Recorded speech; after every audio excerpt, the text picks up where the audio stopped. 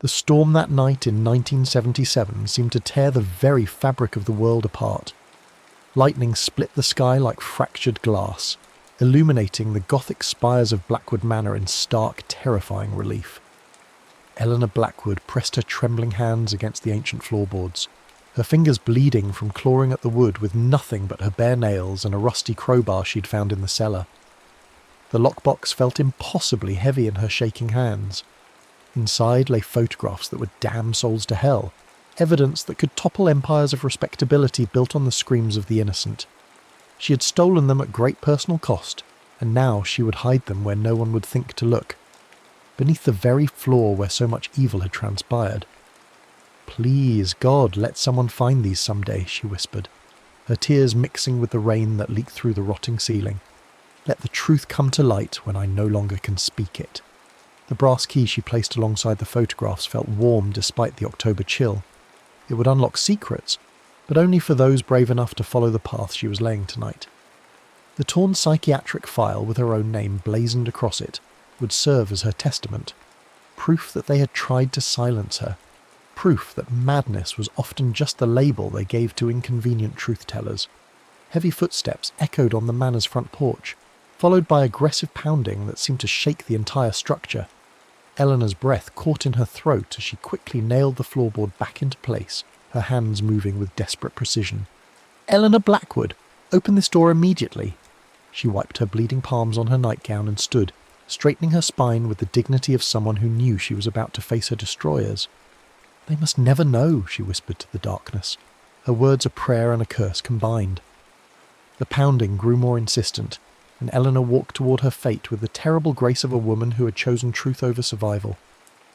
28 years later, Detective Claire Hollis stood in her empty apartment, surrounded by cardboard boxes and the detritus of a career that had imploded in spectacular fashion. The suspension letter from Chief Patterson lay crumpled on her kitchen counter, its official language barely concealing the department's relief at finally having grounds to sideline their most obsessive detective. "Misconduct," she muttered, taking another sip of lukewarm coffee. "Following leads without authorization, refusing to drop a cold case." The accusations stung because they were true, but Claire had learned long ago that sometimes the only way to find justice was to operate outside the rigid boundaries that had allowed injustice to flourish. Her sister Rachel's photograph smiled at her from the mantelpiece, 17 years old, gap-toothed, wearing the Ramones t-shirt she'd stolen from Claire's closet. 20 years since Rachel had vanished without a trace, walking out of their shared apartment one Tuesday morning and never coming home. 20 years of following false leads, chasing shadows, and watching the case grow colder while the department moved on to newer tragedies. The phone rang, jarring Claire from her familiar spiral of guilt and determination. She almost didn't answer. Most calls these days were either reporters looking for a quote about her suspension, or well-meaning friends trying to stage interventions. But something made her pick up. "Detective Hollis?" The voice was young, male, nervous. "I mean, I know you're not, technically. I got your number from Officer Martinez. He said you might want to know about this." "Know about what?" "I'm Adam Reyes. I'm a contractor working on the old Blackwood place out on Hillcrest Drive. We're doing a full restoration, and we found something. Something I think the police should see, but when I called the station, they said to file a report and someone would get back to me eventually. Martinez said you were different, said you actually gave a damn about solving things." Claire felt the familiar tingle of a case calling to her. "What did you find? Can you meet me at the site? I don't want to discuss this over the phone. Trust me, you need to see this in person." An hour later, Claire stood in what had once been the parlour of Blackwood Manor, watching Adam Reyes carefully lift a section of floorboard that had been pried up with surgical precision. The young man was perhaps 25, with the calloused hands of someone who worked with his tools and the careful eyes of someone who noticed details. He handled the discovery with the reverence of an archaeologist uncovering treasure. "I've been working on this place for 3 months, Adam explained, his voice echoing in the empty room. "The whole second floor is rotted through, and we're basically rebuilding from the foundation up. But when I pulled up these boards yesterday, I found that..." He lifted a rusted lockbox from the hollow space beneath the floor. It was small, roughly the size of a hardcover book, with a combination lock that had long since succumbed to moisture and age. The metal was stained with rust and something darker that made Claire's detective instincts prickle with unease. "Have you opened it?" Adam nodded reluctantly. "I had to. I mean, what if it was just old family papers or something, but it's not?" He worked the lid free with a small crowbar, revealing contents that made Claire's breath catch in her throat. The Polaroid photographs were faded but still clear enough to be horrifying. They showed a young woman's body mutilated in ways that spoke of prolonged torture rather than quick violence. The images were clinical, methodical, taken from multiple angles like crime scene documentation. But these weren't police photos. The angles were wrong, the lighting too deliberate, too artistic. Someone had taken these pictures as trophies. Beneath the photographs lay a brass key, tarnished with age but still solid, and a fragment of paper that looked like it had been torn from a larger document. Claire lifted it carefully, noting the official letterhead, "Riverside State Hospital, patient file number 4479, Eleanor Blackwood." "Jesus," Claire whispered. "How long has this been down there?" "Based on the condition of the wood and the rust patterns, I'd guess at least 25 years. Maybe more." Adam's voice was tight with barely controlled emotion. "Detective Hollis, I've been reading about this house online. Blackwood Manor has a history. There were rumours back in the 70s and 80s about strange things happening here. Women who lived here temporarily and then just disappeared." Claire felt her pulse quicken. This was exactly the kind of case that had gotten her suspended, exactly the type of obsessive investigation that had made her superiors label her as unreliable.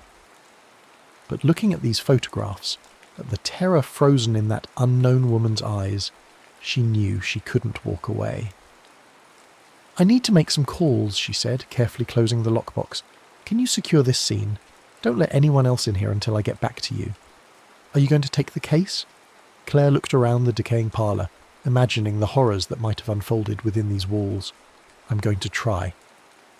Chief Patterson's office hadn't changed in the 6 months since Claire's suspension. The same faded commendations hung on the walls, the same stack of case files teetered on his desk, the same expression of weary frustration crossed his features when Claire knocked on his door. "Hollis, I should have known you wouldn't stay away long. I have something you need to see." Claire placed printed copies of the Polaroids on his desk, watching his face change as he realised what he was looking at. These were found at the Blackwood estate during a renovation, along with this. She showed him the torn psychiatric file and the brass key, laying out the discovery like pieces of evidence in a courtroom presentation. Patterson studied the materials with the focused attention of a man who had spent 30 years in law enforcement. "These photos, we have no record of this murder. I'd remember something this brutal. That's what makes it interesting. Someone went to great lengths to document this killing, but it never made it into our files, which means either it happened somewhere else, or someone made very sure it stayed buried." Patterson leaned back in his chair, his expression calculating. "And you think this justifies bringing you back from suspension? I think this justifies getting your best detective back on the job. Sir, you know my record.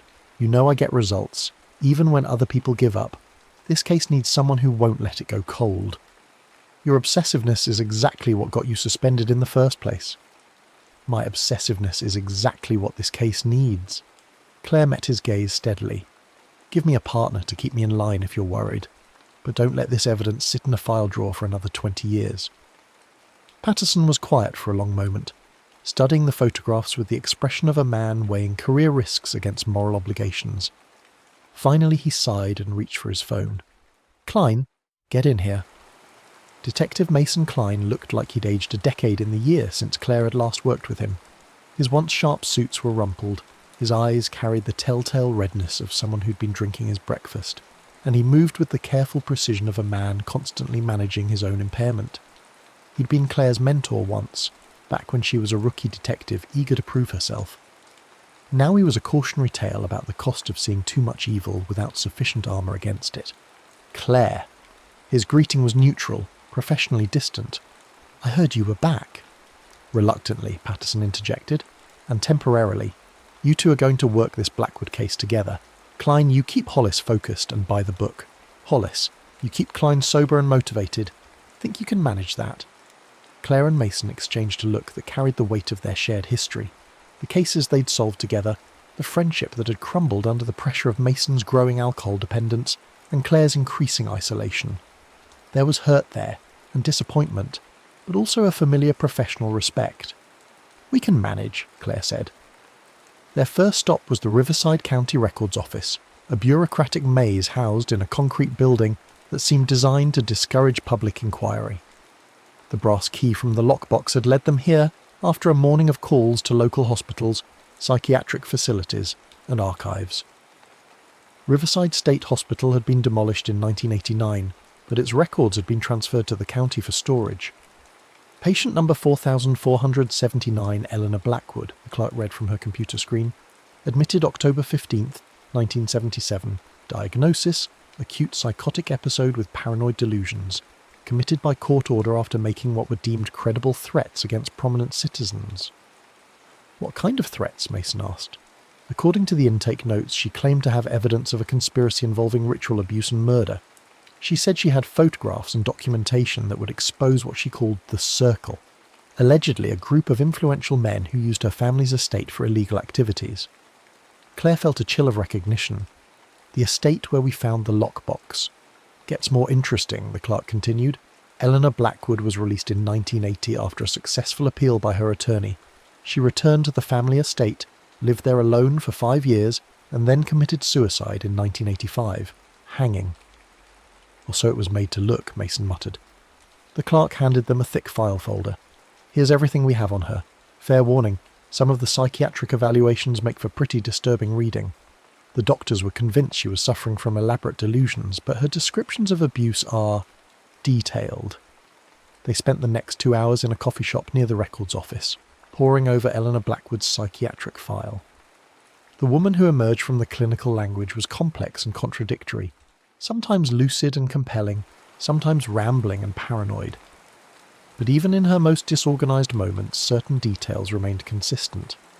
"Look at this," Claire said, pointing to a passage from a therapy session in 1979. "She keeps mentioning specific names. Dr. Emery Hale, Commissioner Walsh, Judge Morrison. These aren't random delusions, she's naming actual people." "People who were all prominent in the city at the time," Mason added, consulting his phone. Walsh was police commissioner from 1975 to 1982. Morrison was a circuit court judge, and Dr. Hale is still alive, Claire finished. He's the current police commissioner. They stared at each other across the coffee shop table, both recognising the implications. If Eleanor Blackwood's delusions contained even a grain of truth, they were looking at a conspiracy that reached into the highest levels of local government and law enforcement. "We need to be very careful how we approach this," Mason said quietly. "If we're wrong, we're accusing the police commissioner of being involved in ritual murder. If we're right, then we're about to discover why Eleanor Blackwood really died." The Blackwood estate looked different in daylight, less Gothic horror and more Victorian decay. Adam Reyes met them at the front door, leading them through rooms where wallpaper peeled like diseased skin and floorboards groaned ominously under their weight. The house felt like a monument to secrets, each room holding its breath against revelation. "I've been researching the history of this place," Adam said as they climbed the main staircase. It was built in 1897 by Eleanor's grandfather, Thomas Blackwood. He made his money in shipping and railroads, but the family fortune started declining in the 1950s. By the 1970s, Eleanor was renting out rooms to make ends meet. "What kind of tenants?" Claire asked. "Mostly women in transition, recent divorcees, young women new to the city, people who needed temporary housing. According to the neighbours I talked to, there was a lot of turnover. Women would move in for a few months and then leave suddenly, often without taking their belongings. They reached the second floor where Adam had been working on the restoration. Holes in the floorboards revealed the skeletal framework beneath, and the walls showed signs of extensive water damage. But it was the pattern of the holes that caught Claire's attention. "You've been methodical about this," she observed. Adam nodded. "I started in the parlour where we found the lockbox, then worked my way through the entire first floor. I found 2 more hiding places." He led them to what had once been a dining room, where another section of floorboard had been carefully removed. This one had documents, rental agreements, personal letters from tenants, some photographs that weren't violent. The documents painted a picture of vulnerable women seeking refuge and finding something far more sinister. The rental agreements were all signed by Eleanor Blackwood, but the terms were unusual. Tenants were required to participate in community activities and submit to wellness evaluations conducted by unnamed medical professionals. "And the third hiding place?" Mason asked. Adam's expression darkened. "That's in the basement. You'll want to see it for yourselves." The basement of Blackwood Manor felt like descending into a tomb. The air was thick with the smell of mould and something else. Something organic and rotten that seemed to seep from the very walls. Adam's work lights cast harsh shadows that danced and shifted with every movement, creating the illusion of figures moving just beyond the range of vision. "Over here," Adam said, leading them to what had once been a storage room. The floor was concrete, but in one corner several sections had been broken up and repoured. I noticed the different coloration in the concrete and decided to investigate. Underneath, I found this. The hidden space was larger than the upstairs hiding places, roughly the size of a shallow grave. Inside were more photographs, these ones showing not bodies but living victims, women bound and terrified, their faces twisted with agony. There were also personal effects. Jewellery, pieces of clothing, driver's licenses and identification cards spanning nearly a decade. Claire picked up one of the IDs with trembling hands.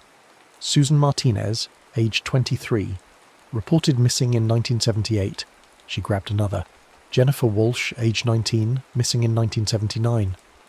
The pattern continued. Young women, all reported missing, all last seen in the vicinity of Blackwood Manor. "Jesus Christ," Mason whispered. "How many?" Adam had been cataloguing the evidence with grim efficiency. 17 women total. The dates span from 1976 to 1983. Claire felt the familiar surge of adrenaline that came with a major break in a case, but it was tempered by a growing sense of dread. This wasn't just a serial killer. This was organised, systematic, and it had been covered up for decades. "We need to get this evidence to the lab," she said, "and we need to start running down the connections between these victims and Eleanor Blackwood's conspiracy theories." But even as she spoke, Claire couldn't shake the feeling that they were being watched. The basement seemed to press in around them, and the shadows beyond their lights felt populated with malevolent presences.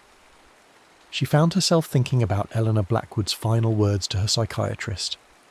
"They'll kill me for what I know, and then they'll kill anyone who tries to continue my work." As they prepared to leave the basement, Claire's phone buzzed with a text message from an unknown number. "Some secrets are meant to stay buried." The message arrived as they were loading the evidence into Mason's car, and it sent a chill down Claire's spine that had nothing to do with the October evening air. Someone was watching their investigation, someone who wanted them to stop. Could be a prank, Mason suggested, but his tone suggested he didn't believe it any more than she did. Or a warning. Claire looked back at the Blackwood estate, its windows dark and lifeless in the gathering dusk. Which means we're on the right track. The next morning brought news that changed everything.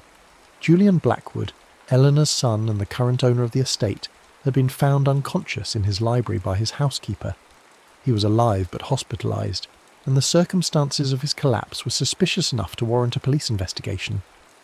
Claire and Mason arrived at Julian's house, a modest Victorian a few miles from the family estate, to find a crime scene that was both subtle and deeply disturbing. Julian had been found slumped over his desk, apparently having collapsed while writing. But carved into the wooden surface of the desk, etched deep enough to require considerable time and effort, were the words, "It's not over." No signs of forced entry, the responding officer reported. No indication of a struggle, but the victim had defensive wounds on his hands, like he'd been trying to fight someone off. Claire studied the carved message, noting the depth and precision of the letters. This wasn't done in a moment of panic. Someone took their time. Julian's library revealed a man obsessed with crime and punishment. The walls were lined with true crime books, police procedurals, and detailed accounts of historical murder cases. His computer showed evidence of extensive research into unsolved murders, missing persons cases, and what appeared to be fictional crime stories based on real events. "Look at this," Mason called from Julian's desk. He held up a manuscript titled The Circle of Silence, a crime novel that seemed to be based on the very conspiracy his mother had described in her psychiatric evaluations. The fictional account was thin enough to be transparent. A group of powerful men using a halfway house as hunting grounds, a woman who tried to expose them, and was silenced. He knew, Claire realised, he knew what happened at the estate and he was writing about it. But the most disturbing discovery came when they found Julian's private journals. The entries revealed a man tormented by inherited guilt, someone who had grown up knowing terrible things about his family but feeling powerless to act. The most recent entries suggested that Julian had been planning to come forward with information about his mother's death and the crimes committed at the estate. October 10th, Claire read aloud from the journal. I can't live with this anymore. Mother tried to tell the truth and they destroyed her for it. They made everyone believe she was crazy, but I've seen the evidence she hid. I know what they did to those women, and I know who was responsible. Tomorrow I'm going to the police with everything. The entry was dated 3 days ago. Someone found out about his plans, Mason said grimly. Claire's phone rang and she answered to find Adam Reyes on the line, his voice tight with anxiety. Detective Hollis, you need to get back to the estate. Now I've found something else. They arrived at Blackwood Manor to find Adam waiting in the front yard, his face pale and his hands shaking. He led them not into the house but around to the back, where restoration work had revealed the foundation of what appeared to be a smaller building. I was clearing away some of the overgrown vegetation and found this, Adam explained, pointing to a partially excavated stone foundation. It looks like there was a separate structure here, maybe a carriage house or servants' quarters. But it was what lay within the foundation that made Claire's blood run cold. The space had been converted into what could only be described as a torture chamber. Restraints were built into the walls, drainage systems had been installed in the floor, and the stone walls bore stains that forensics would later confirm as human blood. This is where it happened, Claire said quietly. This is where they brought the women. The hidden chamber was clearly designed for prolonged captivity and systematic abuse. Tools hung from hooks on the walls, not the improvised weapons of a disorganized killer, but the specialized implements of someone who had turned torture into a science. The room spoke of planning, organization, and multiple participants. There's something else, Adam said reluctantly. He led them to a corner where the stone wall had partially collapsed, revealing a hidden alcove. Inside was a wooden chest that had somehow survived decades of moisture and neglect. The chest contained the crown jewel of Eleanor Blackwood's hidden evidence, a detailed journal documenting every crime committed at the estate, complete with dates, descriptions, and most importantly, names. The handwriting was Eleanor's, based on comparison with her psychiatric files, and the entries painted a picture of horror that made the Polaroid seem tame by comparison. The circle meets every third Friday, one entry read. Dr. Hale brings the sedatives.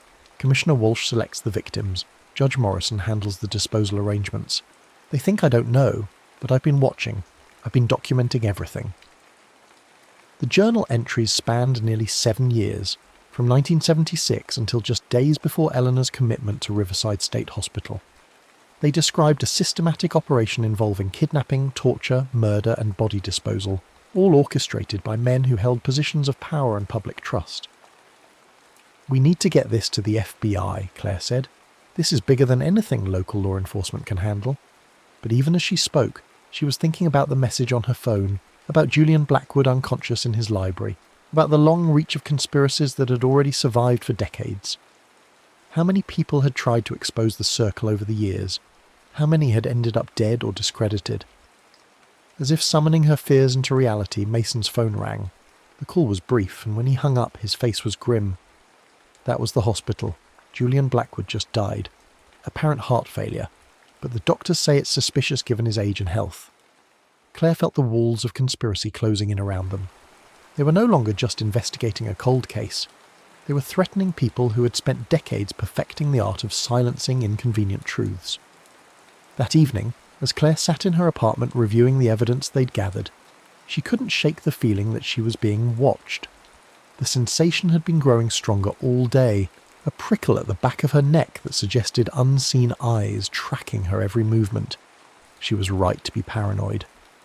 At precisely 8:47 p.m, her doorbell rang. When she looked through the peephole, she saw a woman in an expensive suit, someone she didn't recognize but who carried herself with the authority of law enforcement or high-level government. Detective Hollis? My name is Vivian Knox. I was the Blackwood family's attorney for many years. I think we need to talk. Vivian Knox was perhaps 60 years old. with silver hair pulled back in a severe bun and eyes that missed nothing.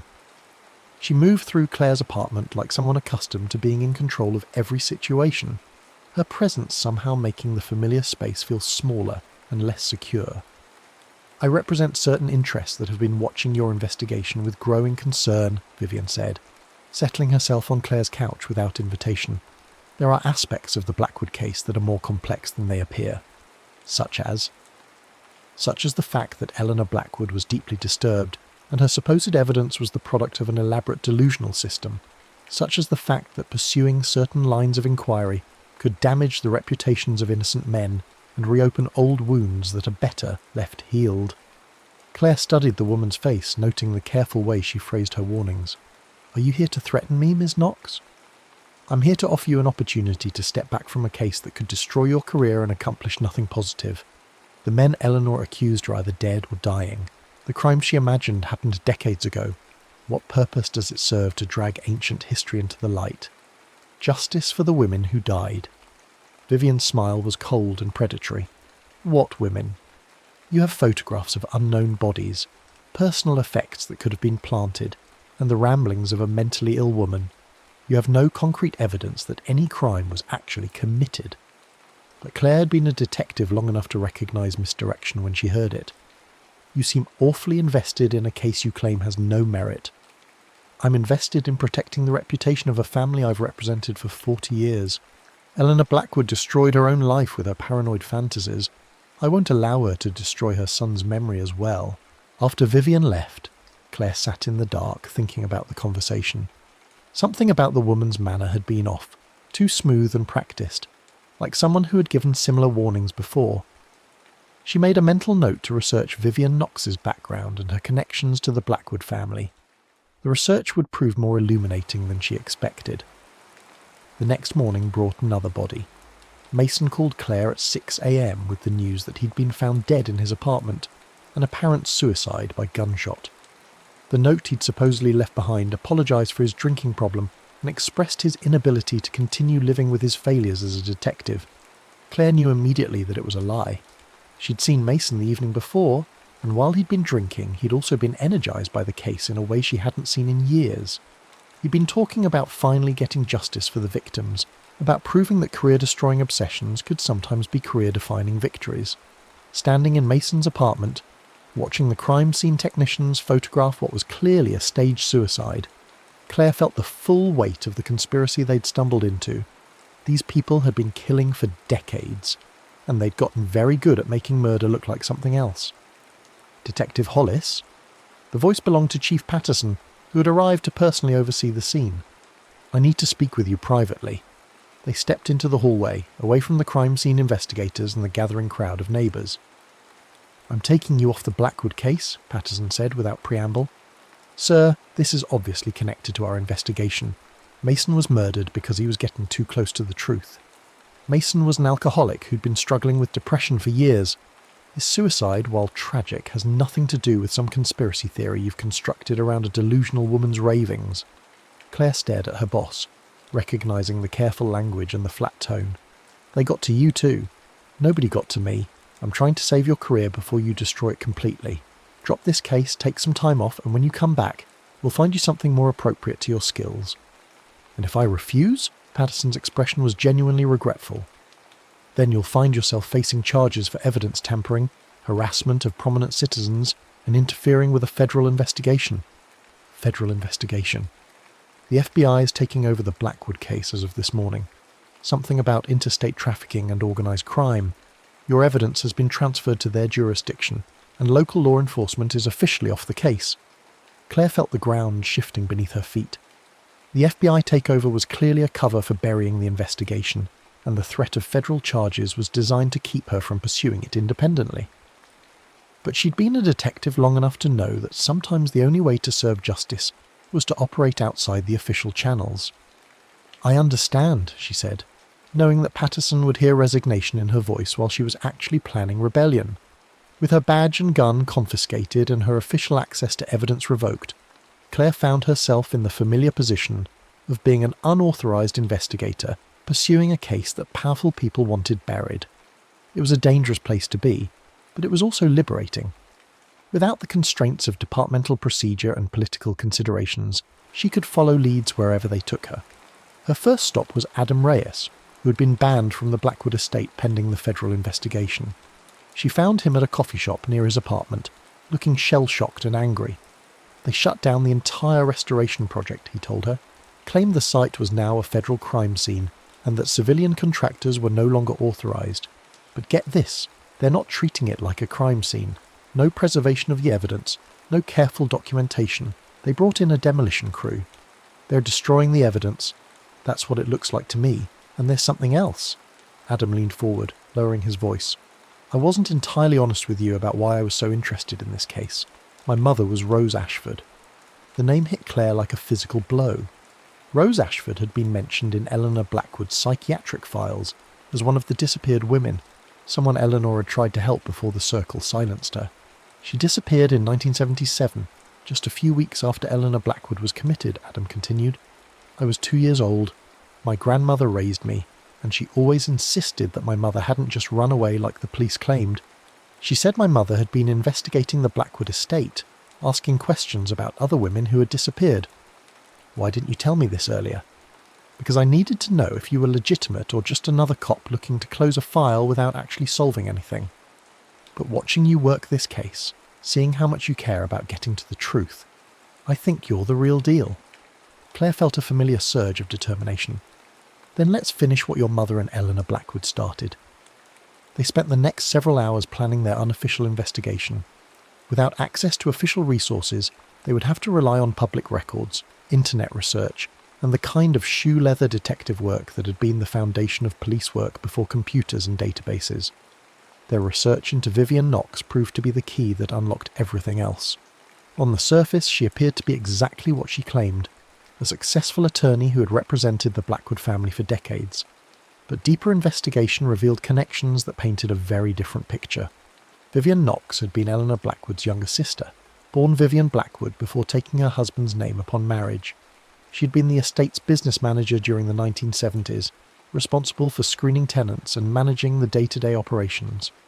Most significantly, she had been the one to sign Eleanor's commitment papers, claiming that her sister had become dangerously delusional and posed a threat to herself and others. She wasn't trying to protect Eleanor, Claire realised. She was protecting the circle. The pieces began falling into place with sickening clarity. Vivian had been the inside facilitator, the one who selected vulnerable women and created the conditions that allowed the abuse to continue. When Eleanor discovered what was happening and tried to intervene, Vivian had orchestrated her sister's commitment and subsequent suicide. But that means she's still alive, Adam pointed out. She's still out there, still protecting the conspiracy. Claire thought about her conversation with Vivian the night before, about the woman's smooth confidence and practiced warnings. And she knows we're getting close. As if summoned by their discussion, Claire's phone buzzed with another text message. Final warning, walk away now or join your partner. This time Claire was ready. She'd had a tracking app installed on her phone that morning, and within minutes she had triangulated the location of the sender.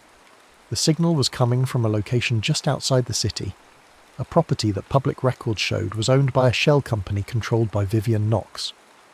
We found them, Claire told Adam grimly. Now we have to decide what to do about it. The property was a sprawling compound hidden behind high walls and mature trees, the kind of place where screams wouldn't carry to the neighbours. Claire and Adam approached it carefully, using the cover of darkness and the layout of the surrounding woods to get close enough for surveillance. What they found was a modern version of the old Blackwood estate operation. Through night vision binoculars, they could see several buildings on the property, including what appeared to be residential quarters, and a larger structure that might have been used for gatherings. Security was present, but not overwhelming. A few guards with the relaxed posture of people who weren't expecting trouble. There are women there, Adam whispered, pointing to one of the residential buildings where figures moved behind curtained windows. Are they prisoners or participants? Could be both, Claire replied grimly, or they could be the next victims. They were preparing to withdraw and call for backup when they heard voices approaching their position. Moving quickly and quietly through the underbrush, they found themselves close enough to overhear a conversation that confirmed their worst fears. The detective and the contractor have been asking too many questions, a man's voice said. Claire recognised it as belonging to Doctor, Emery Hale, the current police commissioner. Vivian says they've connected her to the old operation. Then they need to be eliminated, replied another voice, older and more gravelly. Permanently this time, no more staged accidents or apparent suicides. What about the federal investigation? Won't that draw attention? The federal investigation is containment, not investigation. We have people in place who will ensure the case disappears into bureaucratic limbo, but we can't do anything about civilian investigators who refuse to take hints. Claire felt her blood turn to ice as the conversation continued, revealing the scope of the conspiracy they'd uncovered. The Circle hadn't disbanded after Eleanor's death.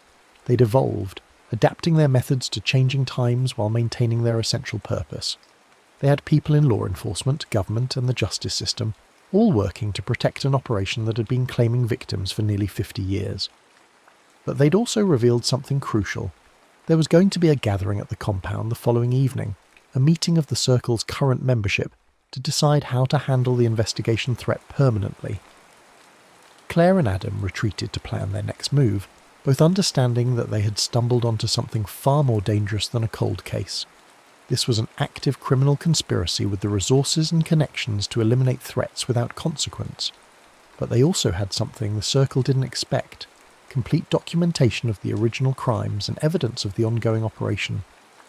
We need to get this information to someone who can't be bought or intimidated, Claire said, as they reviewed their notes in Adam's apartment.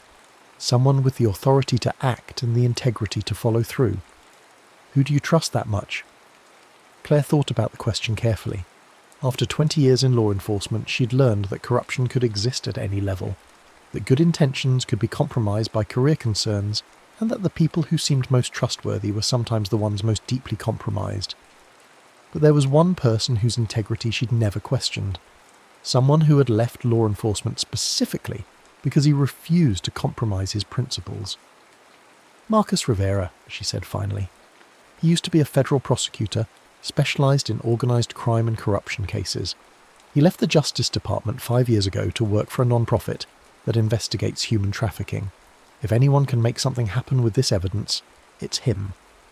Rivera agreed to meet them at his office the following morning, and Claire spent the night preparing a comprehensive presentation of everything they'd discovered.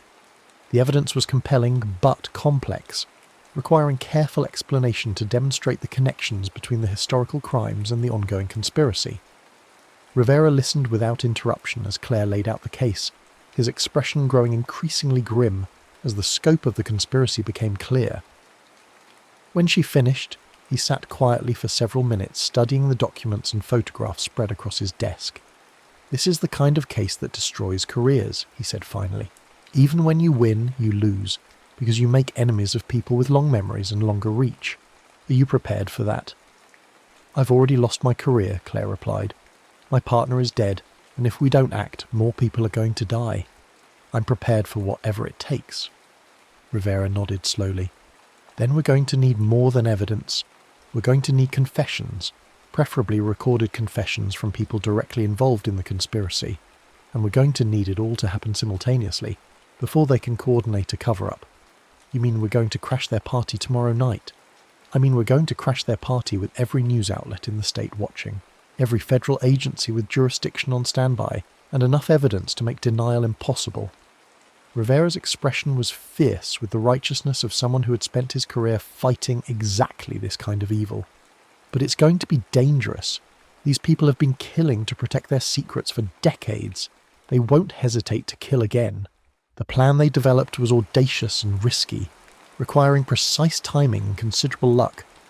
Rivera would coordinate with federal law enforcement agencies, arranging for teams to be positioned around the compound, but not to move until they had a clear evidence of ongoing criminal activity.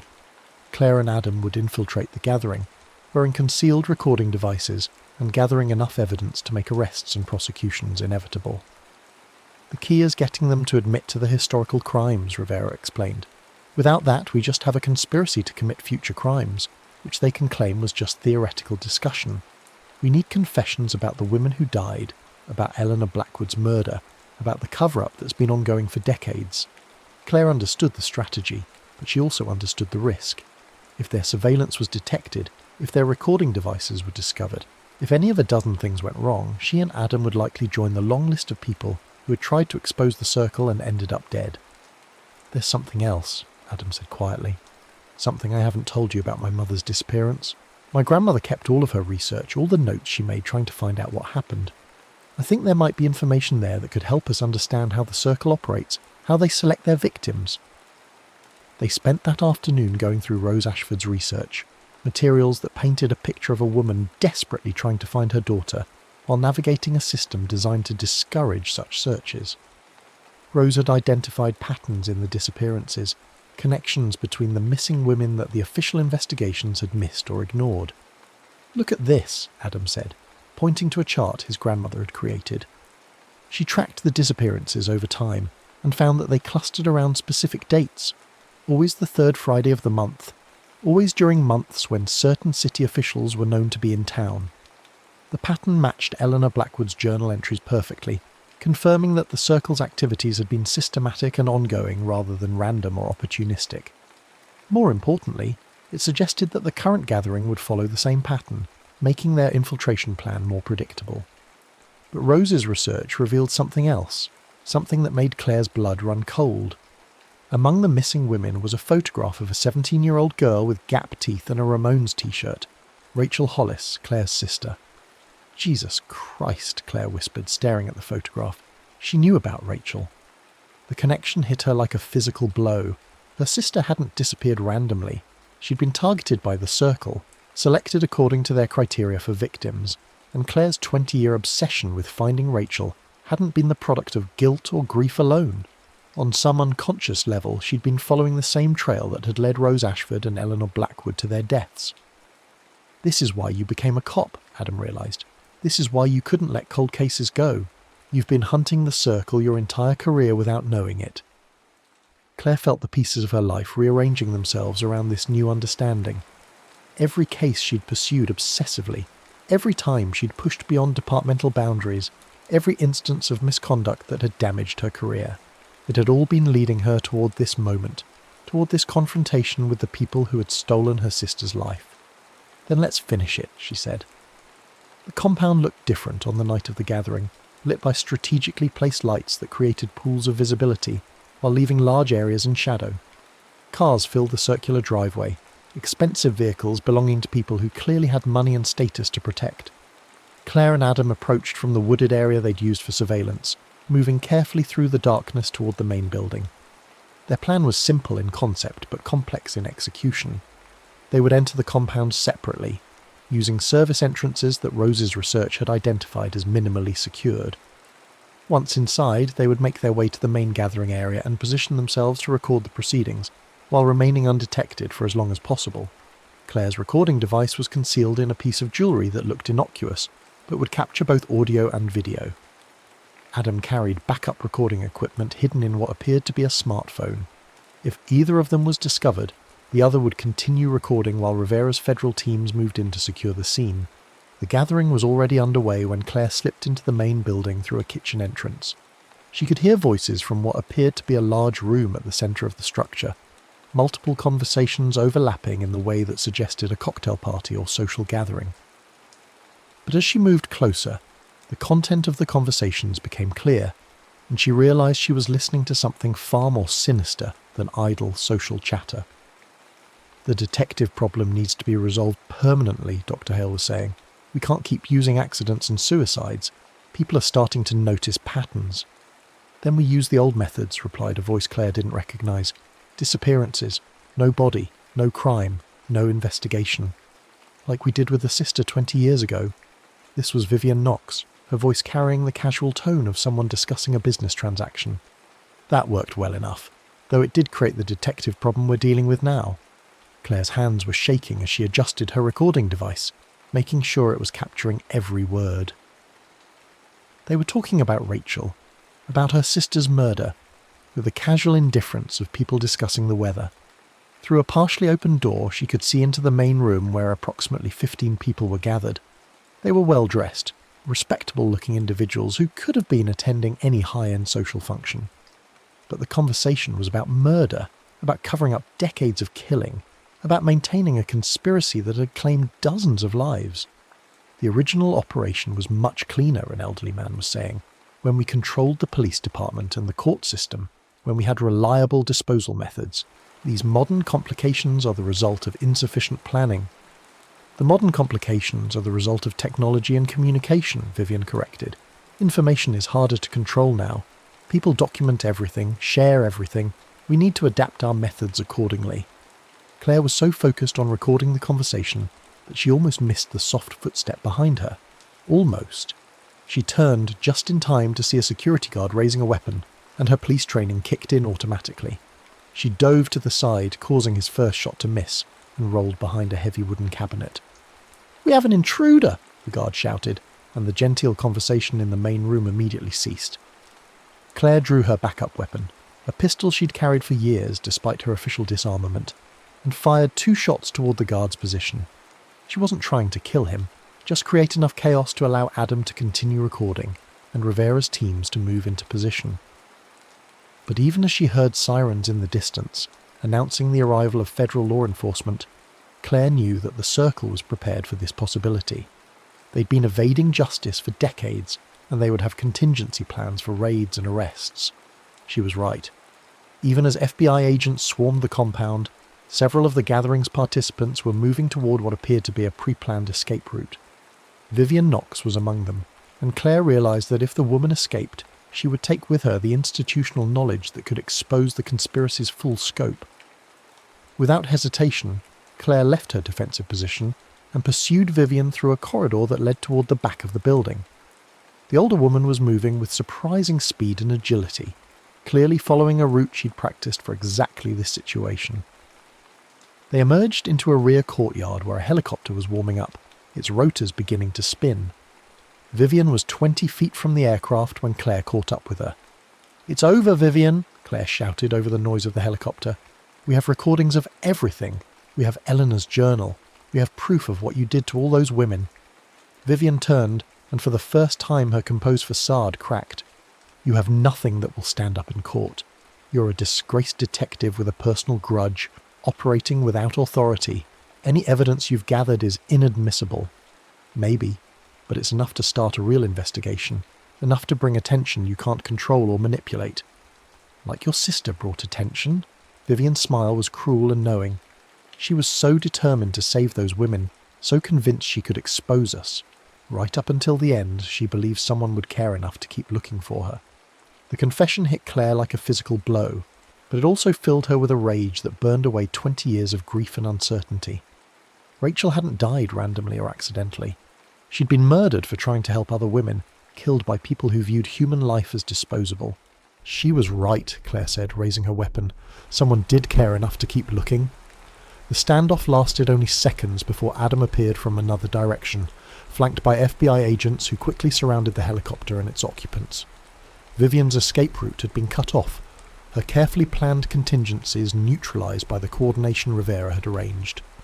As the arrests unfolded and the compound was secured, Claire found herself thinking about all the women who had died over the decades, about the lives that had been lost to protect the secrets and satisfactions of powerful men. Justice was finally coming, but it was 50 years too late for most of the victims. The trials that followed were a media sensation, exposing a conspiracy that reached into the highest levels of local government and law enforcement. Dr. Emery Hale, the police commissioner, was arrested and charged with multiple counts of murder, conspiracy, and obstruction of justice. 3 sitting judges were implicated, along with 2 state legislators and a federal prosecutor who had spent his career burying cases that threatened the Circle's operations.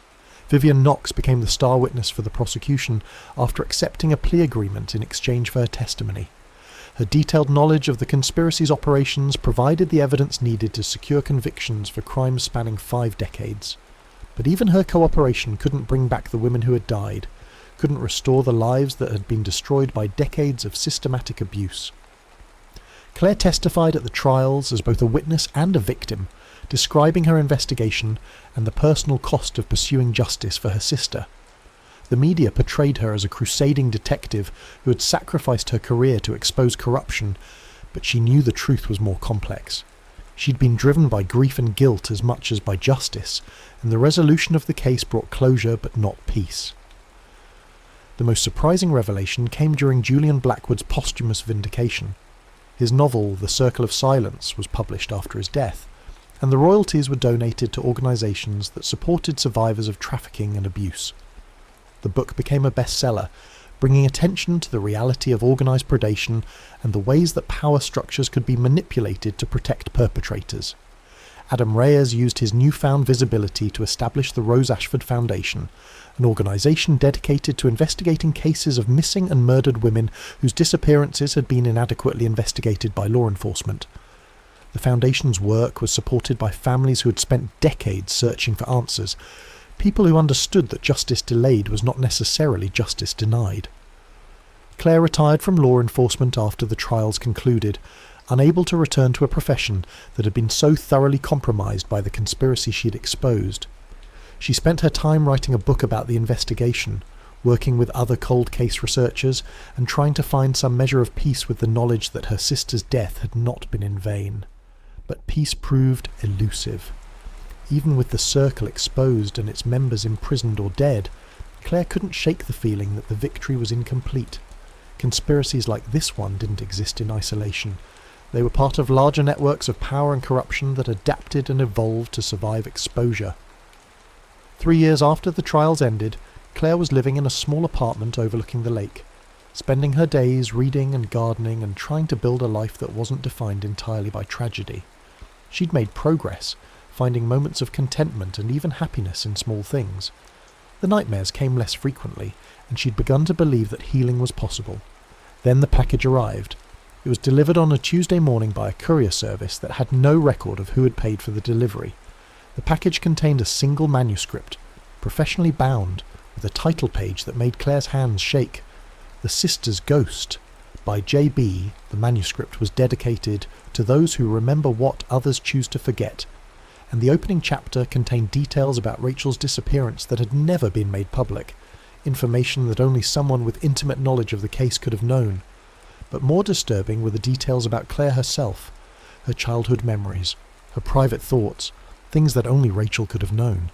As Claire read deeper into the manuscript, she realised that it was written from Rachel's perspective, describing her investigation into the disappearances at Blackwood Manor, her growing awareness of the danger she was in, and her final days before the circle claimed her life. The narrative voice was unmistakably Rachel's. Her humour, her determination, her way of seeing the world that Claire remembered so vividly.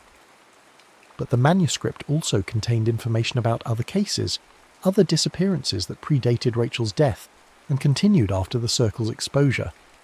It suggested that the conspiracy Claire had uncovered was just one branch of a larger network, that the justice they'd achieved was partial at best. The final chapter was addressed directly to Claire. If you're reading this, it means the truth found a way to survive even when the truth-teller didn't. I know you've spent 20 years blaming yourself for not protecting me, but you need to understand that my death wasn't your failure. It was my choice. I knew the risks when I decided to investigate, and I knew that someone would have to continue the work if I couldn't finish it. You were always the stronger one, Claire. You were always the one who would never give up. Use what I've learned. Finish what I started. There are others out there, other victims, other conspiracies. The work isn't done. Claire sat in her living room as the sun set over the lake, holding the manuscript and trying to understand what it meant. The rational part of her mind insisted that someone was playing an elaborate hoax, that the manuscript was the work of a disturbed person who had researched the case obsessively. But the details were too accurate, the voice too authentic, the information too specific to be the product of outside research. She thought about Eleanor Blackwood, about the woman's final whispered words. They must never know. She thought about Julian Blackwood, writing fictionalized accounts of true crimes as a way of coping with inherited trauma. She thought about all the women who had tried to expose the truth and died for their efforts. And she thought about the possibility that some truths were too important to die with their discoverers, that justice sometimes required believing in things that couldn't be easily explained or rationally understood. The manuscript ended with an address, a location in another state where other women had disappeared under circumstances similar to those at Blackwood Manor. Below the address was a single line. They're still out there, Claire. Find them. Claire looked out at the darkening lake and made a decision that would define the rest of her life. She would investigate the address in the manuscript. She would follow the leads it provided. She would continue the work that Rachel had started and Eleanor had died trying to finish. Because some ghosts couldn't rest until justice was complete, and some sisters never stopped looking out for each other, even beyond the boundaries of life and death. The next morning, Claire began packing for a trip to investigate the address from the manuscript. As she folded clothes and gathered research materials, she found herself thinking about the circular nature of justice, about how the end of one investigation often marked the beginning of another. She didn't know who had sent her the manuscript or how they had obtained such intimate knowledge of Rachel's final days. She didn't know if she was following genuine leads or being manipulated by forces she didn't understand.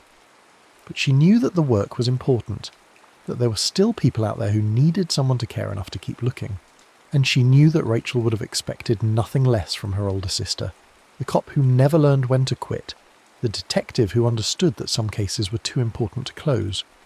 As Claire loaded her car and prepared to leave for another city, another investigation, another chance to find justice for forgotten victims, she thought she heard Rachel's voice carried on the morning wind. "Thanks for not giving up on me, Claire. Now go find the others." The road stretched ahead, leading toward new mysteries and old evils, toward people who thought their secrets were safely buried, and others who had been waiting decades for someone to care enough to dig them up. Claire drove toward that uncertain future with the manuscript on the passenger seat beside her, carrying the voices of the dead and the hopes of the living. The work of justice was never finished, and the bonds between sisters were stronger than death. In the end, that was enough to keep going, enough to believe that truth would eventually triumph over even the most carefully constructed lies. Some ghosts, after all, were worth listening to. The story of Cell 42. The fluorescent lights in the police interrogation room flickered, casting Daniel Royce's reflection in the two-way mirror in alternating moments of harsh clarity and merciful shadow. His once steady hands trembled against the metal table, and dark circles pooled beneath bloodshot eyes that no longer seemed to recognize the face they belonged to. "It wasn't me," he whispered, his voice barely audible even in the stark silence of the room. But something in that place still followed me out. The detective sitting across from him leaned forward, her pen hovering above a nearly full notepad. "Start from the beginning, Mr. Royce. Tell me everything." 2 years earlier, Daniel's life had been orderly, predictable, and quietly satisfying. At 34, he was the youngest tenured professor in Millfield University's architecture department, respected by colleagues and admired by students for his unconventional theoretical approaches to spatial design. His lectures on psychological effects of enclosed spaces regularly drew students from other departments, and his recent paper on the collective unconscious in architectural design had earned him invitations to speak at several prestigious conferences. But what truly anchored Daniel was his home life with Maya. They had met 5 years earlier at a faculty mixer. She taught comparative literature and specialized in Gothic fiction, and their courtship had been as measured and deliberate as Daniel's architectural sketches. They married in a small ceremony, attended by colleagues and a handful of family members, and settled into a modest craftsman house at the edge of town, where tall pines shielded them from the worst of the world's chaos. Each morning, he would wake before Maya, make coffee, and spend an hour sketching in the pale light of dawn that filtered through their kitchen windows. The drawings weren't his typical architectural renderings, but something more personal. Buildings with impossible geometries, corridors that doubled back on themselves, staircases that led nowhere and everywhere at once. When Maya asked about them, he simply said they came to him in dreams. "I've never seen inside these places," he told her one morning, as she studied a particularly complex maze of hallways he had drawn. "But I know them, like memories of somewhere I've never been." Maya traced the intricate lines with her fingertip. "They're beautiful, but unsettling. Like Escher, but more organic." She kissed his temple. "You should exhibit them someday."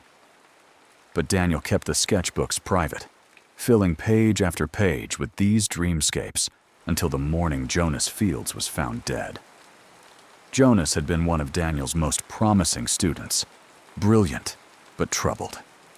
He'd graduated 2 years earlier and had recently reached out to Daniel about collaborating on a project, an experimental housing concept that incorporated some of Daniel's theoretical work on psychological spaces.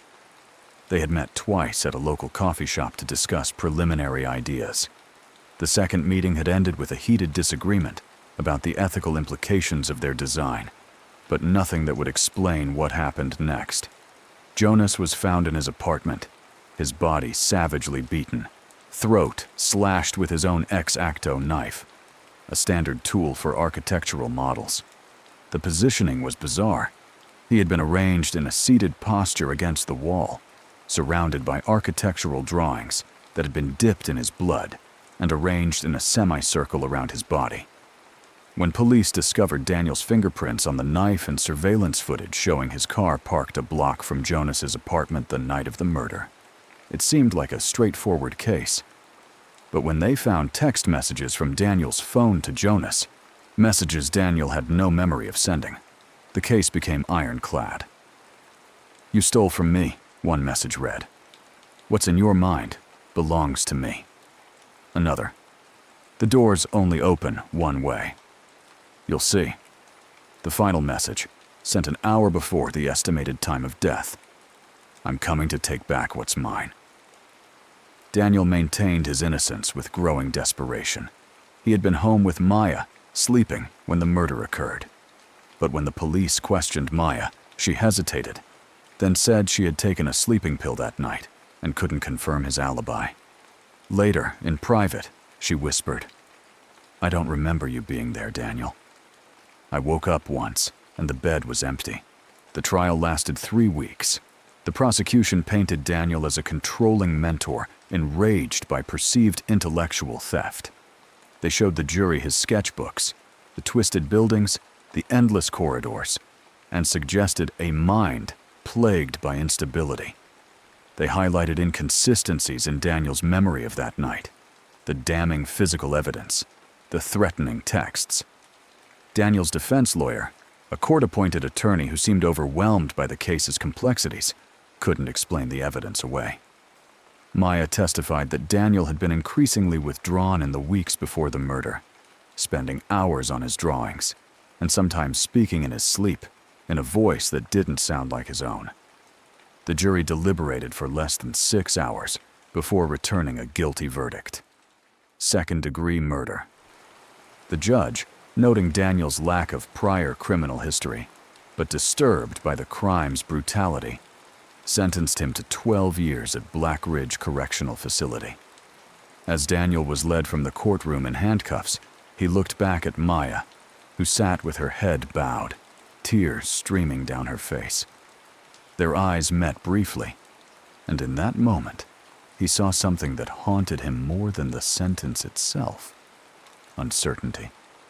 Black Ridge Correctional Facility rose from the landscape like a wound, its dark stone walls and Gothic spires an anachronism among the surrounding pine forests.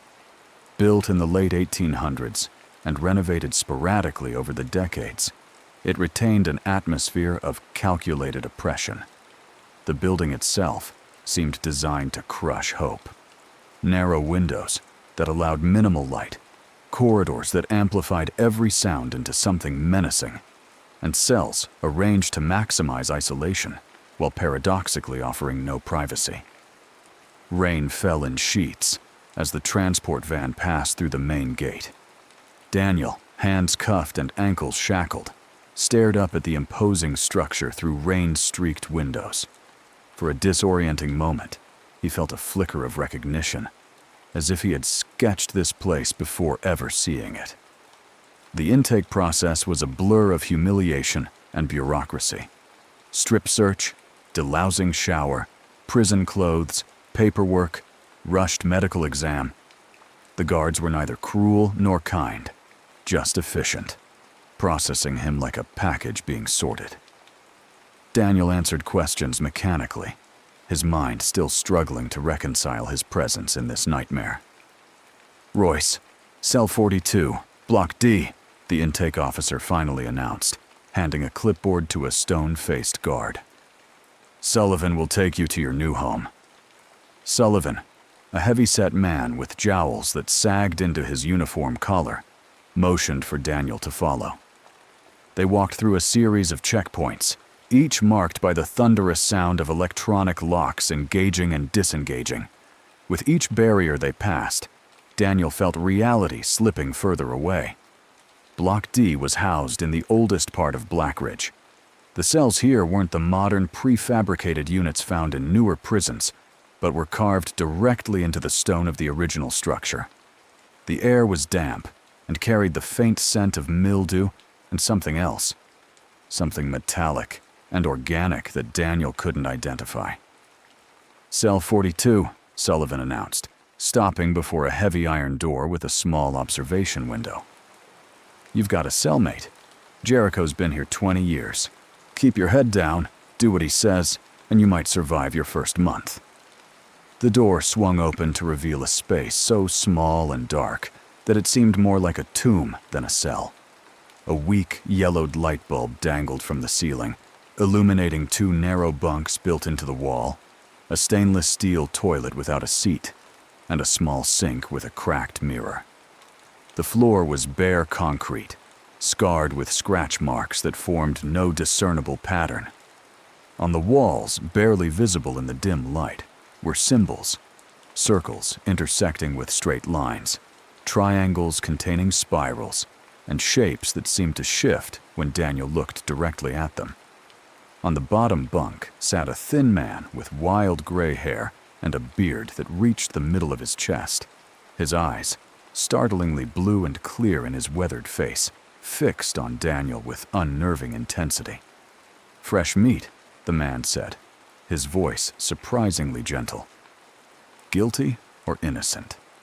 Daniel hesitated, unsure of the protocol. "Innocent," he finally said. Jericho nodded slowly. "That's what they all say at first. But this place," he gestured at the walls around them, "this place knows the truth, and it makes you know it too, eventually." He patted the edge of his bunk. "I'm Jericho. You can have the top bunk.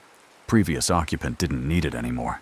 Daniel climbed awkwardly onto the metal frame, finding a thin mattress covered in coarse, gray fabric that smelled of industrial detergent and something else, the faint copper scent of blood. He lay back, staring up at the ceiling just inches from his face. More symbols were carved there, these more elaborate than those on the walls, concentric circles surrounding a central spiral, with lines radiating outward like the legs of a spider. "What are these markings?" Daniel asked. Jericho was quiet for so long that Daniel thought he might have fallen asleep. Finally, he answered, "Protection, or prison. Depends on who you ask." He shifted on his bunk below. "One thing you learn here, don't trust the guards. They don't run this place, not really." "Who does?" Daniel asked, though part of him didn't want to know the answer. "You'll see soon enough," Jericho murmured. "The thing in the dark, it watches, it waits, it decides who stays and who goes." That night, Daniel discovered that darkness in Blackridge was absolute. When the lights cut out at 10 p.m., the cell plunged into a blackness so complete that Daniel couldn't see his hand in front of his face. The prison fell silent except for distant sobs, occasional shouts, and the constant drip of water from somewhere in the walls.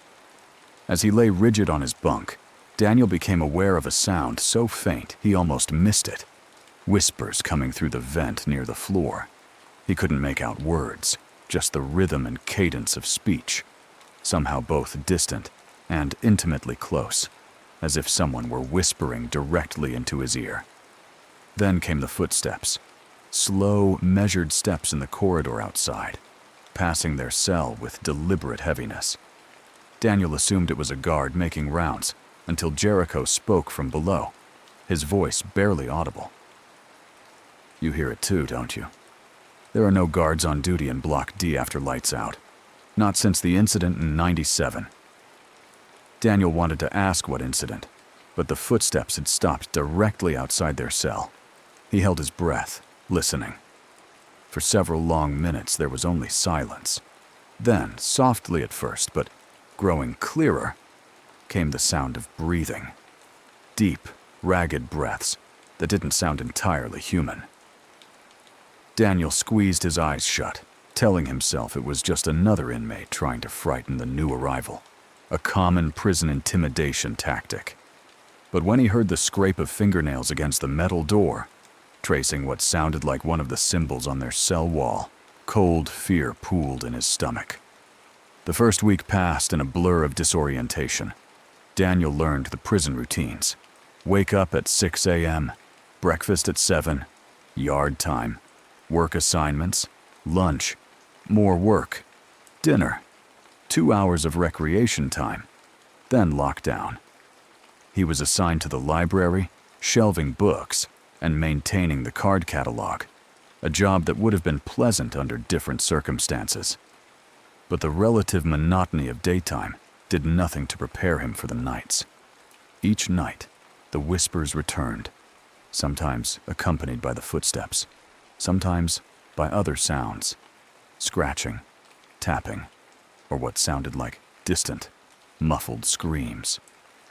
Daniel began to dread sunset, watching the meager light fade from their tiny window with growing anxiety. Sleep, when it came, brought no relief. His dreams were filled with endless corridors that matched his sketches, but now he walked through them, feeling the cold stone against his fingertips, hearing the echo of his footsteps bouncing back from impossible angles. In these dreams, he was always searching for something, a way out, perhaps, or something he had lost. But the corridors only led to more corridors. The doors only opened to reveal more doors. He began drawing again, using smuggled pencil stubs and the backs of library discard notices. The images flowed from his hands almost without conscious direction.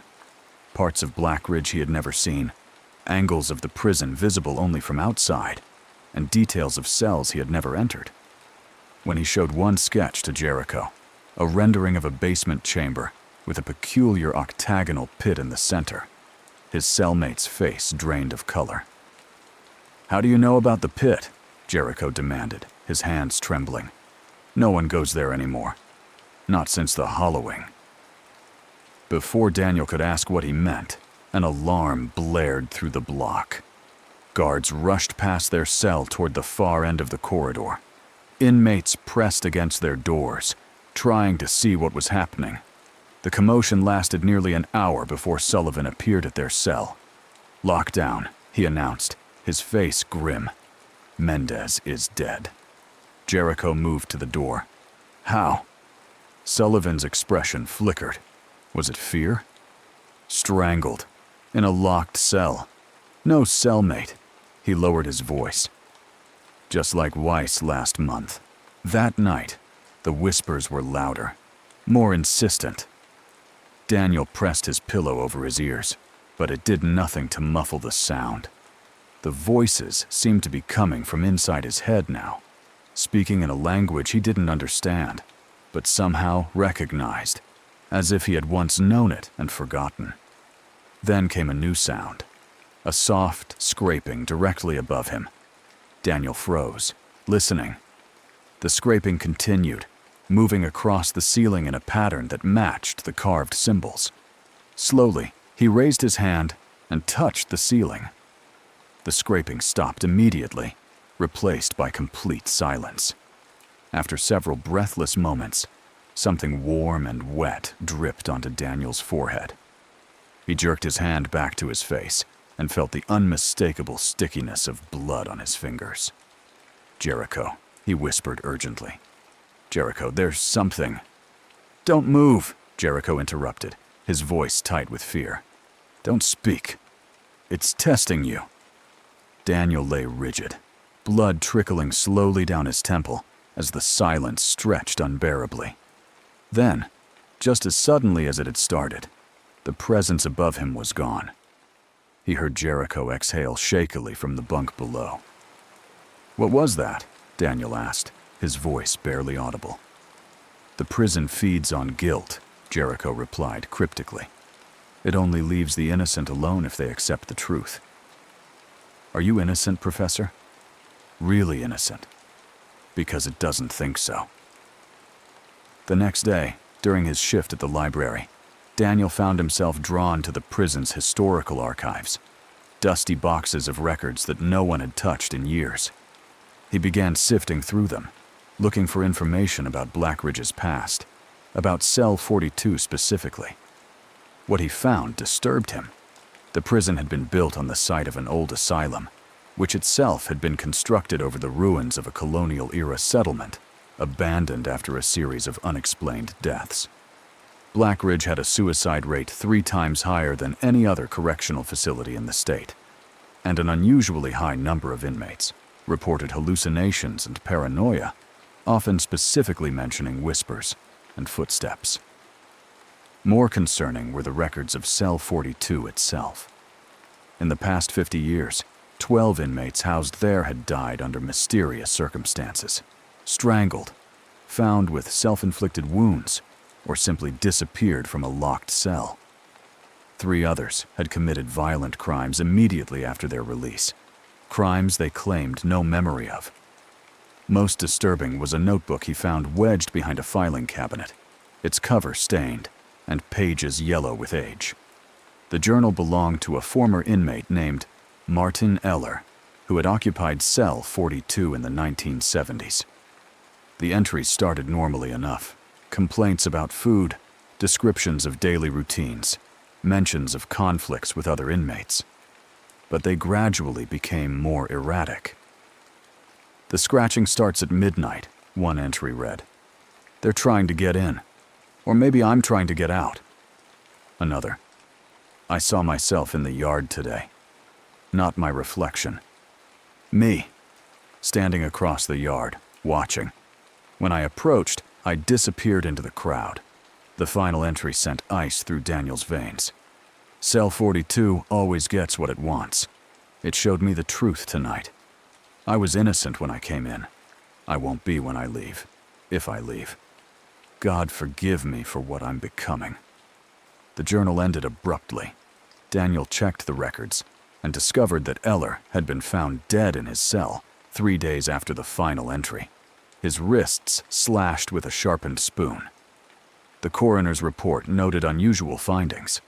Eller's fingernails contained stone dust and fragments consistent with the wall composition of Block D, though there were no visible marks on the walls of his cell. More bizarrely, the autopsy revealed a small key lodged in Eller's throat, a key that didn't match any locks in Blackridge.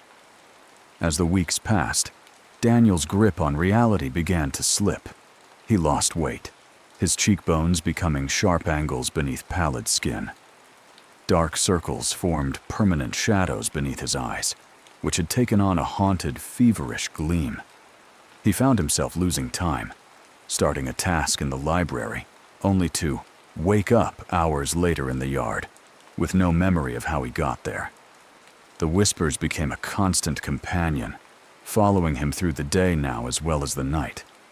Sometimes they formed words he could almost understand. Other times, they were just noise, a staticky hum that made it difficult to think. Then the deaths began in earnest. 2 weeks after Mendez, an inmate named Carper was found in the showers, his eyes gouged out, though no weapon was discovered. Security footage showed him entering the showers alone, and no one else entered or exited before his body was found. A week later, Simmons simply vanished from the exercise yard during a momentary power fluctuation that disabled the cameras. Despite an extensive search, including the surrounding grounds, he was never found. The only clue was a pool of blood discovered in the yard, containing fragments of teeth that dental records confirmed were his. With each death, the atmosphere in Blackridge grew heavier. Inmates moved in groups, eyes darting nervously. Guards increased in number, but seemed equally on edge, their hands hovering near their weapons, even in the most routine situations. Jericho became increasingly agitated, covering their cell walls with more symbols during the day and muttering prayers in a language Daniel didn't recognize at night. "It's hungry," he kept saying. "It's always hungry. But now it's feeding. Something changed when you arrived." Daniel tried to dismiss Jericho's ramblings as the delusions of a mentally ill lifer, but he couldn't ignore his own experiences. The nightmares had intensified. In them, he now found himself in Jonas's apartment, knife in hand, watching himself slash the young man's throat. He would wake, gasping, the copper taste of blood in his mouth, though there was never any visible source. More disturbing were the moments when he caught glimpses of himself in the cracked mirror above their sink. Brief flashes when his reflection didn't quite match his movements, when the eyes looking back at him held an expression he wasn't wearing. One night, after a particularly vivid nightmare in which he had not only killed Jonas, but enjoyed it, Daniel woke to find himself standing in the middle of their cell, a sharpened spoon clutched in his hand. Jericho was watching him from his bunk, eyes wide with fear. "You were going to kill me," Jericho said quietly. "I saw it in your eyes. But it wasn't you, was it?" Daniel dropped the makeshift weapon, horrified. I don't remember getting up. I was dreaming. The prison is getting inside you," Jericho said, a note of pity in his voice. "It does that when it finds someone interesting. Someone with spaces inside them, doors that can open." "I didn't kill Jonas," Daniel insisted, though his voice lacked conviction. "I couldn't have." "Maybe not," Jericho conceded. "But maybe that's why it wants you. The truly innocent are rare here. Valuable." The next day, during his library shift, Daniel found a loose brick in the wall behind the reference section. Something about it caught his attention. The mortar around it was newer than the surrounding area, as if it had been removed and replaced. Glancing around to ensure he was alone, Daniel worked the brick free. Behind it was a small cavity containing a journal much newer than Alar's, its cover made of cheap prison-issue paper, bound with thread clearly pulled from a mattress. The name inside read, "Thomas Whitley, Cell 42, 2010 to 2012. Daniel tucked the journal into his waistband and replaced the brick. That night, after lights out, he read it by the faint glow that seeped through their window from the yard lights outside. Whitley's journal documented experiences eerily similar to Daniel's own: the whispers, the footsteps, the sense of being watched by something ancient and patient. But Whitley had gone further in his investigation, documenting conversations with the oldest guards and inmates, piecing together Blackridge's hidden history. According to Whitley, the original asylum had been built to house patients who suffered from a specific delusion. They all claimed to have been possessed by something they called the Hollow, an entity that supposedly lived in the spaces between walls and could wear people like clothing. The asylum's doctor, fascinated by the shared delusion, had conducted experiments on the patients, including primitive brain surgery and isolation in specially designed rooms etched with symbols meant to contain the entity. When the asylum was converted to a prison, the symbols remained, and over decades, inmates began reporting similar experiences. Whitley theorized that whatever had started as a delusion had somehow become real, or perhaps had always been real, merely finding a home in the asylum and then the prison. The most disturbing entry came near the end of the journal. "I've seen it now. It looks like me, but empty somehow, a version of myself with nothing behind the eyes. It walks the halls at night, wearing my face. The guards talk to it, thinking it's me. Other inmates avoid it instinctively. I found my fingernails bloody this morning, though my hands are uninjured. What did it do with my body while I slept? The symbols are the key. They're not random. They're a language, a binding spell of sorts. Some cells have symbols to keep it out. Cell 42's symbols are different.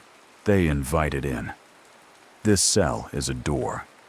God help whoever comes after me. The journal's final entry was a hurried scrawl. I'm being released tomorrow. Not sure who's walking out, me or it. I've hidden this in the hope someone finds it. Cell 42 always gets what it wants, and it wants out. Daniel researched Whitley in the archives the next day. Thomas Whitley had indeed been released in 2012 after serving 4 years for fraud. 6 months after his release, he had murdered his former business partner and the man's entire family before taking his own life. His suicide note consisted of a single line: "It wasn't me." As Daniel absorbed this information, a voice broke into his thoughts. "Finding anything interesting, Professor?" Daniel turned to find Warden Hayes standing behind him, a thin smile on his lined face. Hayes was rarely seen in the general population areas of Blackridge, preferring to run the prison from the administrative offices in the newer wing. "Just brushing up on local history," Daniel said, closing the file. Hayes nodded, his eyes sharp and assessing. "History is important, especially in a place like this." He gestured around them. "These walls have seen a lot. Absorbed a lot, you might say." There was something knowing in Hayes' expression that made Daniel's skin crawl. "You're in cell 42, aren't you?" Hayes continued, his tone conversational. "Interesting cell. One of our oldest. The stonework there is original to the building." "Is there something special about it?" Daniel asked, trying to keep his voice steady. Hayes' smile widened slightly. "Special? Number just old. Very old." He turned to leave, then paused. "Sleep well, Professor Royce, while you can."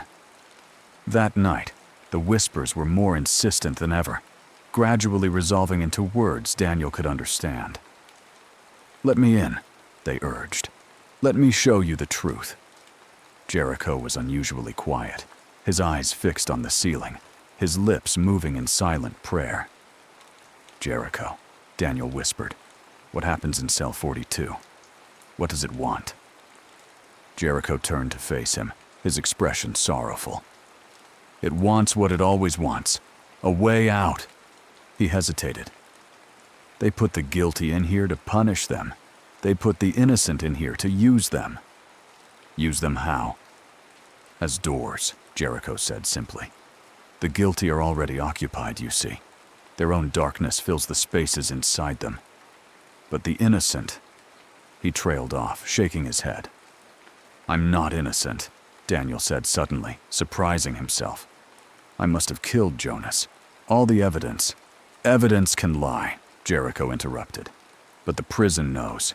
It always knows." He sat up, leaning closer to Daniel. "Have you seen yourself yet? Walking the halls when you're in your cell?" Cold fear spread through Daniel's chest. "No."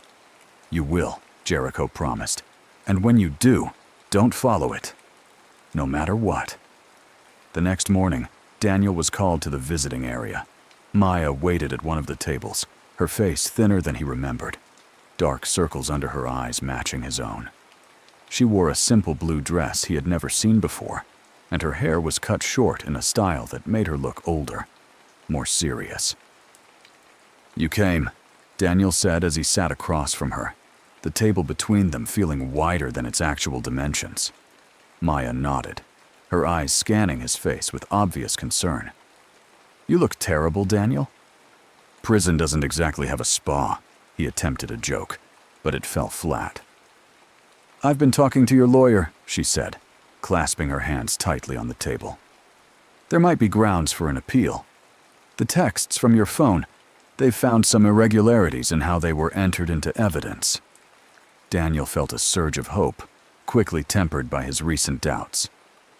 "Do you think I did it, Maya?" "Killed Jonas?" Maya's eyes widened. "What?" "No.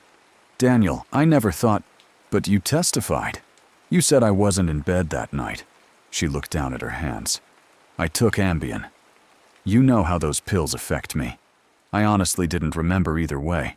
and the detective kept pushing. She raised her eyes to his. I was afraid. But I've been seeing a therapist, working through some things. I remember now. You were there. You had a nightmare. Kept talking in your sleep. What was I saying? Daniel asked, dread pooling in his stomach. Maya hesitated. You kept repeating, "It's coming through. The door is opening. I thought it was just a bad dream about one of your sketches." She reached across the table, her fingertips brushing his. "I'm going to fix this, Daniel. I promise." As she spoke, Daniel noticed movement behind her, a figure passing by the visiting room window. His blood ran cold. It was himself, dressed in prison clothes, walking calmly down the corridor. The doppelganger turned its head, meeting Daniel's gaze through the glass, a slight smile touching its lips before it continued on. "Daniel?" Maya's voice seemed to come from far away. "Are you okay? You've gone white." Daniel tore his eyes from the window. "Fine," he managed. "Just prison food doesn't agree with me." After the visit, Daniel returned to his cell in a daze. He had seen himself walking the halls, exactly as Jericho had warned. What did it mean? Was he losing his mind? Or was there truth to the whispered legends of Blackridge? That night, as Daniel lay sleepless in his bunk, Jericho suddenly sat upright below him. "They're coming," he whispered urgently. "Tonight." "Who's coming?" Daniel asked. Jericho didn't answer directly. Instead, he reached under his mattress and pulled out a small object wrapped in cloth. "Take this," he said, pressing it into Daniel's hand. "When it happens, use it. Don't hesitate." Daniel unwrapped the cloth to find a crude key fashioned from what appeared to be human bone. "What do I do with it?" he asked, but Jericho had already lain back down, turning his face to the wall. "You'll know," came the cryptic reply, "when the wall opens." Hours later, Daniel was drifting in the hazy space between wakefulness and sleep when the footsteps came, louder than ever before, purposeful. They stopped outside cell 42. Daniel held his breath, clutching the bone key tightly in his fist. The cell door swung open without a sound. 2 guards entered, their movements oddly synchronized, their eyes glazed and unfocused. "Inmate Jericho," one said, his voice flat. "Come with us." Jericho stood without protest, but as he passed Daniel's bunk, he whispered, "Remember." The wall. The guards led Jericho out, the door closing behind them with a heavy clang. Daniel lay frozen, listening to the receding footsteps. Then silence fell, heavier and more complete than any he had experienced before. The silence was broken by a soft scraping sound from the wall beside his bunk, the wall covered in symbols. Daniel watched in horrified fascination as the carved lines began to glow with a faint blue light, pulsing in rhythm like a heartbeat. The scraping grew louder, and to Daniel's shock, a section of the wall began to move, stones grinding against each other as they shifted to reveal a narrow opening. Cold air rushed in, carrying the scent of damp earth and something else, a musty, organic odor that reminded Daniel of opened graves. Beyond the opening was darkness, but as Daniel peered into it, he thought he could make out the beginning of a corridor he recognized from his dreams and sketches. The whispers returned, more urgent now. "Come," they beckoned. "See the truth." Daniel hesitated, Jericho's warning echoing in his mind. But something pulled at him, curiosity perhaps, or a deeper need to understand what was happening to him. Clutching the bone key, he swung his legs over the side of the bunk and approached the opening. The corridor beyond was exactly as he had drawn it countless times. Narrow stone walls, slick with moisture. Floor worn smooth by countless feet. The blue light from the symbols provided just enough illumination to see a few feet ahead. Daniel stepped through the opening, which closed behind him with an ominous grinding of stone. Heart pounding, he moved forward, one hand trailing along the damp wall for guidance. The corridor twisted and turned, sometimes sloping downward, sometimes leveling out. Smaller passages branched off at irregular intervals, but Daniel kept to the main path, guided by an instinct he couldn't explain. Eventually, the corridor opened into a circular chamber, much larger than he had expected. The ceiling rose at least 20 feet above, lost in shadow. The walls were covered entirely in symbols, similar to those in Cell 42, but more complex, more numerous. In the center of the room was a raised stone platform, and on it lay a body. Daniel approached cautiously, the bone key clutched tightly in his sweating palm. As he drew closer, he saw with a shock that the body was Jericho's, eyes open and staring sightlessly at the ceiling. His chest had been cut open, ribs spread wide like wings, his heart visibly missing from the cavity. Backing away in horror, Daniel collided with something solid behind him. He turned to find himself face to face with himself. The doppelganger looked exactly like him, down to the prison uniform and the dark circles under its eyes. But its expression was wrong, a cold emptiness that Daniel knew had never crossed his own face. "Hello, Daniel," it said, its voice a perfect mimicry of his own. "I've been waiting for you to find your way here." Daniel stumbled backward. "What are you?" The thing wearing his face smiled. "I'm you. Or rather, I will be, once the process is complete." "Process," Daniel echoed. "Transference," it explained, gesturing to Jericho's body. He served his purpose. 20 years as a keeper, watching over Cell 42, guiding its occupants. But he was dying. Cancer, did you know? Eating him from the inside. We needed a replacement. It smiled again. "You." Daniel shook his head, backing away further. "I don't understand." "This prison houses more than just criminals, Daniel.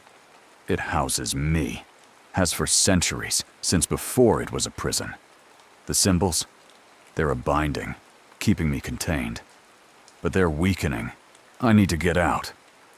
"You're... what? A demon?" Daniel asked, his mind struggling to process what was happening.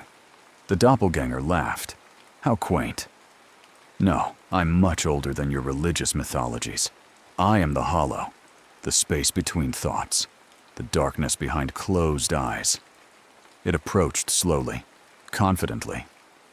"I've been watching you for years, Daniel. Your dreams, your sketches.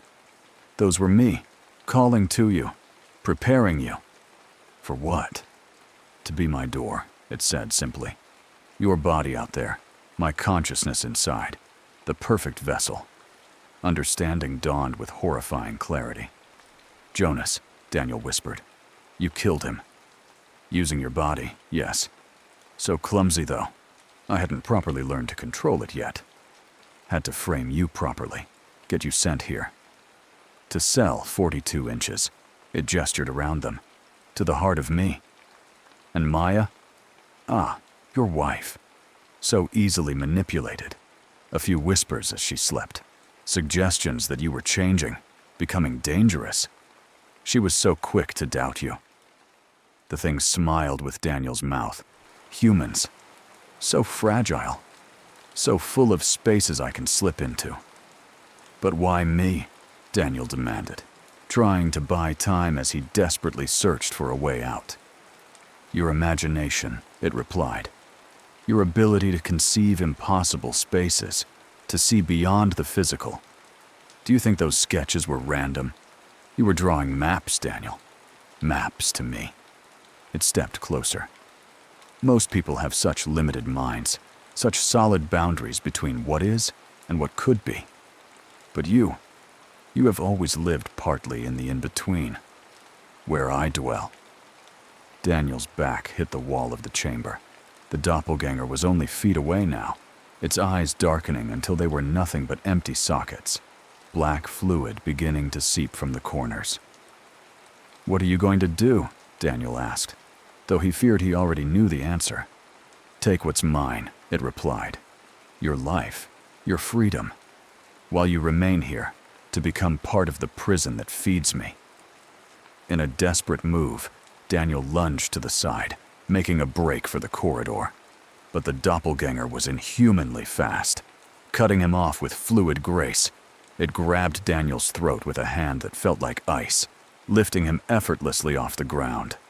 "The key!" it hissed, its face beginning to melt and reform in a sickening display of fluid features. "Give me the key." Daniel suddenly remembered the bone key clutched in his fist. As the doppelganger's grip tightened, cutting off his air, a moment of clarity came to him. He wasn't meant to use the key on any physical lock. With the last of his strength, Daniel drove the key into the thing's chest, directly over where its heart should be. The doppelganger shrieked, a sound no human throat could produce. It dropped Daniel and staggered backward, clawing at the key protruding from its chest. Black fluid gushed from the wound, steaming where it hit the stone floor. "No!" it howled. "Not again!" I was so close. The chamber began to shake, stones grinding against each other as dust rained from the ceiling. The doppelganger's form flickered like a bad television signal, alternating between Daniel's appearance and something else, something ancient and monstrous, all angles and emptiness. "Run!" the dying Jericho's voice whispered, though his body remained still on the platform. Run, while the corridors still remember the way out. Daniel scrambled to his feet and bolted for the passage he had entered through. Behind him, the doppelganger's shrieks rose to an inhuman pitch, echoing through the stone corridors as the chamber began to collapse. The return journey was a nightmare of twisting passages that seemed to shift and change direction. Several times, Daniel found himself in dead ends that hadn't been there before, forcing him to backtrack. The symbols on the walls glowed brighter now, pulsing rapidly like warning lights. Finally, gasping for breath, he rounded a corner and saw it. The outline of Cell 42's wall, the stones grinding back into place. With a final desperate sprint, he threw himself through the narrowing gap, landing hard on the cell floor as the wall sealed behind him. Dawn light filtered weakly through the cell window, illuminating the empty bunk below his. Jericho was gone, and with him any proof of the night's events. Daniel slowly climbed onto his mattress, his entire body trembling with exhaustion and shock. Hours later, when the cell door opened for morning count, Sullivan looked in with mild surprise. "Where's Jericho?" he demanded. Daniel shook his head. "I don't know. I woke up and he was gone." Sullivan's expression darkened. "Impossible. This door hasn't been opened since lockdown." Nevertheless, he called in the disappearance, setting off a prison-wide search that would ultimately prove fruitless. Jericho had vanished, becoming another unsolved mystery in Blackridge's troubled history. In the days that followed, Daniel waited for the whispers to return, for the footsteps in the night, or the scratching at the walls. But the cell remained silent. The symbols, which had seemed so prominent before, now looked like nothing more than random scratches in old stone. 2 weeks after Jericho's disappearance, Daniel was called to the warden's office. Warden Hayes sat behind his desk, studying Daniel with that same knowing look he had worn in the library. "Interesting development in your case, Professor Royce," he said, sliding a folder across the desk. "New evidence has come to light. It seems someone else's DNA was found at the crime scene. DNA that wasn't properly processed during the initial investigation." Daniel stared at him, hardly daring to hope. "What does that mean?" "It means the courts have agreed to review your conviction. Your lawyer believes the case will be overturned." Hayes leaned back in his chair. "You might be a free man very soon." "Just like that?" Daniel asked suspiciously. Hayes smiled thinly. "Justice works in mysterious ways. Sometimes things slip through the cracks." He stood, extending his hand. "I wouldn't question good fortune, Professor." As Daniel reached out to shake the offered hand, he noticed something that made his blood run cold. A small, familiar symbol tattooed on the inside of Hayes's wrist, matching one of the carvings from cell 42. "How long have you known?" Daniel asked quietly. "About the prison. About what it really is." Hayes withdrew his hand, the smile never leaving his face. "Blackridge has stood for over a century, Professor. It has its traditions, its caretakers." He gestured to the folder. "Your transfer papers. You'll be moved to minimum security pending your case review, away from Block D." Daniel understood the unspoken message. He was being removed from cell 42, from the heart of whatever ancient horror dwelled within Blackridge's walls. But why? Had he somehow proven himself unsuitable? Or had the confrontation with his doppelganger changed something in the prison's plans? Over the next few weeks, Daniel's case moved through the legal system with surprising speed. New evidence emerged. Not just the DNA, but surveillance footage that had been misplaced during the original investigation, showing another man near Jonas's apartment the night of the murder. The man's face was never clearly visible, but his build and gait were similar enough to Daniel's to explain the witness identifications. 3 months after his encounter in the hidden chamber, Daniel stood in the processing area of Blackridge, changing back into civilian clothes as his release papers were finalized. Maya waited outside, their reconciliation cautious, but promising after several closely monitored visits. As Daniel prepared to walk through the final gate to freedom, Sullivan appeared at his side. "Professor," he said, his voice lowered. "A word of advice. Whatever followed you in, sometimes it follows you out." He touched his temple significantly. "The whispers don't always stay behind the walls." Before Daniel could respond, Sullivan was gone, leaving him to walk alone through the gate into the bright spring sunshine where Maya waited. Their embrace was awkward, both of them changed by the ordeal of the past year. "Let's go home," she said, taking his hand. The drive back to their small house was quiet, both of them unsure how to bridge the gulf that had grown between them. When they arrived, Daniel stood on the porch for a long moment, staring at the front door with inexplicable apprehension. "It's okay," Maya said gently. "It's still your home." Inside, everything looked the same, and yet impossibly different. The furniture slightly rearranged, new books on the shelves, small changes that emphasized how life had continued without him.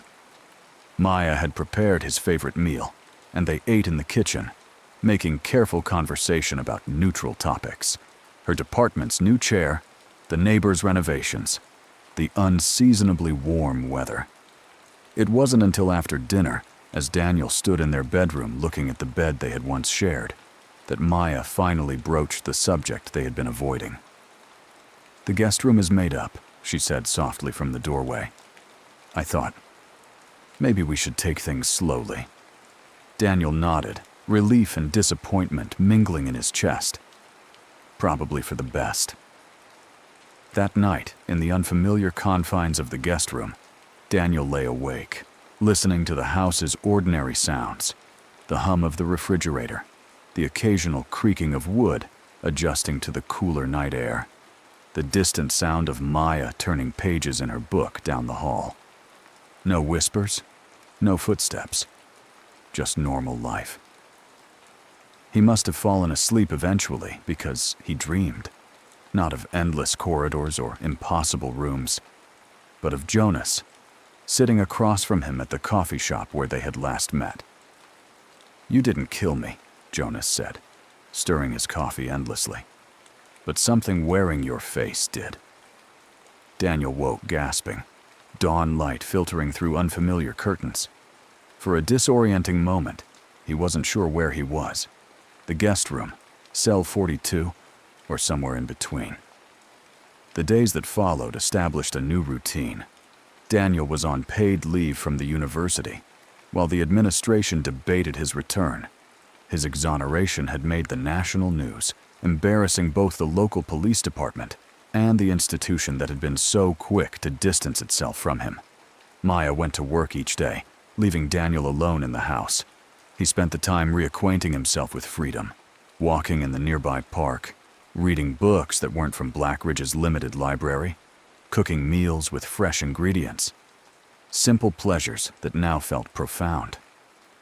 But as the weeks passed, he began to notice small, disturbing details. Sketches appearing in his notebook that he had no memory of drawing, familiar twisting corridors and impossible rooms. Objects moved from where he was certain he had left them. And once, passing the bathroom mirror in the middle of the night, a glimpse of his reflection remaining still when he moved. He told himself it was post-traumatic stress, the psychological aftermath of wrongful imprisonment. He even started seeing a therapist, a soft-spoken woman named Dr. Chen, who specialized in reintegration counseling for former inmates. "What you're experiencing is normal," she assured him during their second session. "Your sense of reality was severely compromised. It will take time to rebuild trust in your perceptions." Daniel nodded, but didn't mention the whispers that had started again, faint but unmistakable, coming from the heating vents at night or the walls of empty rooms. He didn't tell her about waking up in his study, pencil in hand, with no memory of having left the bedroom or the growing certainty that he was being watched by something using his own eyes. Instead, he focused on rebuilding his life. Maya's department chair, sympathetic to their situation, connected Daniel with a colleague at the university who was researching trauma-informed architecture, designs specifically created to promote healing and security. The project interested Daniel, giving him a professional focus that connected to his experience without directly confronting it. 2 months after his release, a journalist named Claire Benson contacted him, requesting an interview for a book she was writing about wrongful convictions and their aftermath. Daniel initially declined, but Maya encouraged him to reconsider. "Your story could help others," she said over breakfast. "And Claire's reputation is excellent. She's known for her investigative integrity." Daniel reluctantly agreed to a preliminary meeting. Claire turned out to be younger than he expected, barely 30, with sharp eyes and a no-nonsense manner that put him at ease. They met at a quiet cafe near campus, where Claire outlined her project. "I'm particularly interested in the systemic failures that lead to wrongful convictions," she explained. "In your case, there appear to have been multiple points where proper procedure was ignored or evidence was mishandled." Daniel sipped his coffee. "You think it was deliberate?" Claire's expression turned thoughtful. "That's what I'm trying to determine. In some cases I've investigated. There's a pattern that suggests more than incompetence." She leaned forward. "Would you be willing to share your experience at Blackridge? The conditions, your interactions with guards and administrators?" Something in her tone caught Daniel's attention. "You've heard something about Blackridge specifically?" Claire hesitated, then nodded. "Off the record?" "I've found some statistical anomalies. Blackridge has an unusually high rate of prisoner deaths, classified as suicide or unknown causes, and a disproportionate number of inmates who serve time there go on to commit violent crimes after release, crimes inconsistent with their previous history." Daniel's heart began to race. "Like what?" "Like Thomas Whitley," Claire said, watching his reaction closely. "Convicted of non-violent fraud, served 4 years, then murdered 5 people 6 months after his release." Daniel carefully kept his expression neutral. "The name doesn't ring a bell." "He was in cell 42, Block D, just like you." The cup in Daniel's hand trembled slightly. "How do you know that?" "I've been researching Blackridge for months," Claire said. "Long before I heard about your case. There's something wrong there, Professor Royce. Something beyond the usual prison corruption or neglect." She pulled out her phone, scrolling to a photo before sliding it across the table. Does this look familiar? It was one of the symbols from Cell 42's wall, the concentric circles with radiating lines. Claire had photographed it carved into the wall of what looked like an old basement. "Where did you take this?" Daniel asked, his mouth suddenly dry. "The foundations of the original asylum, before it became Blackridge," Claire replied. "Parts of the old building are still accessible if you know where to look. The same symbols appear in colonial records from the settlement that stood on that site in the 1700s. She took back her phone. "What do you know about them, Professor?" Daniel weighed his options. If he told her the truth, or what he believed was the truth, she would think him delusional, another damaged ex-con with prison psychosis.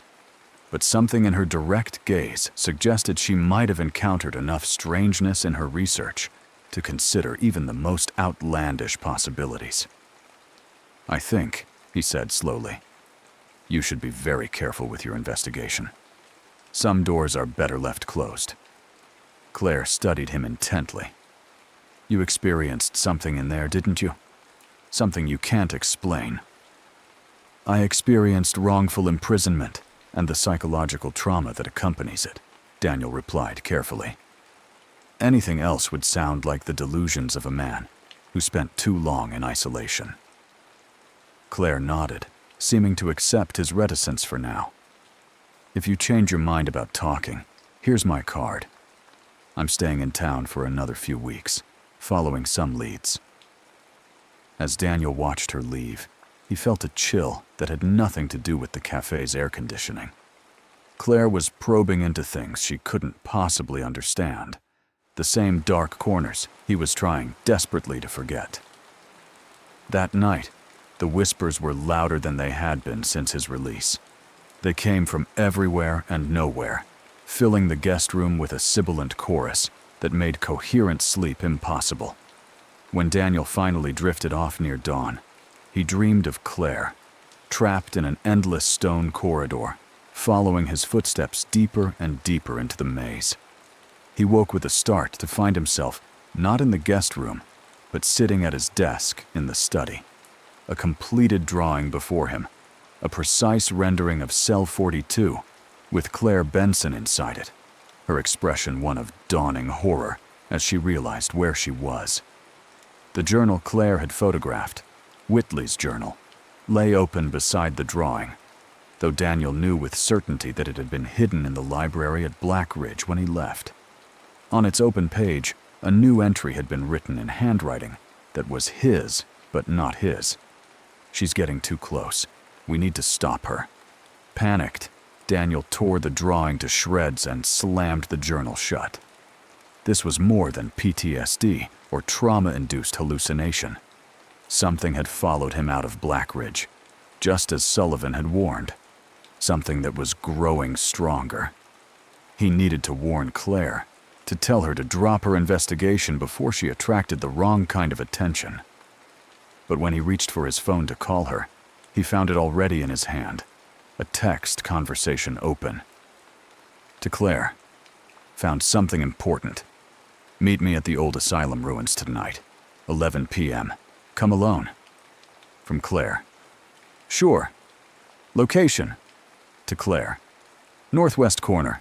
There's a basement entrance. I'll wait for you there." The texts had been sent 3 hours earlier, while Daniel had been asleep, or thought he had been. "No," he whispered, frantically typing a new message. "Don't come. Danger." Ignore previous texts, but the message wouldn't send. The screen flickered, the text disappearing as if it had never been typed. When he tried calling Claire's number, the call failed immediately. Daniel grabbed his car keys, determined to find Claire's hotel and warn her in person. As he reached the front door, Maya appeared from the kitchen. "Where are you going?" she asked, concern in her voice. "It's almost dinner time. I'm making that pasta you like." Daniel hesitated. How could he explain? "I need to see someone. A work thing. I won't be long." Maya's expression shifted subtly, a momentary hardness that didn't belong on her face. "You've been different since you got back, Daniel.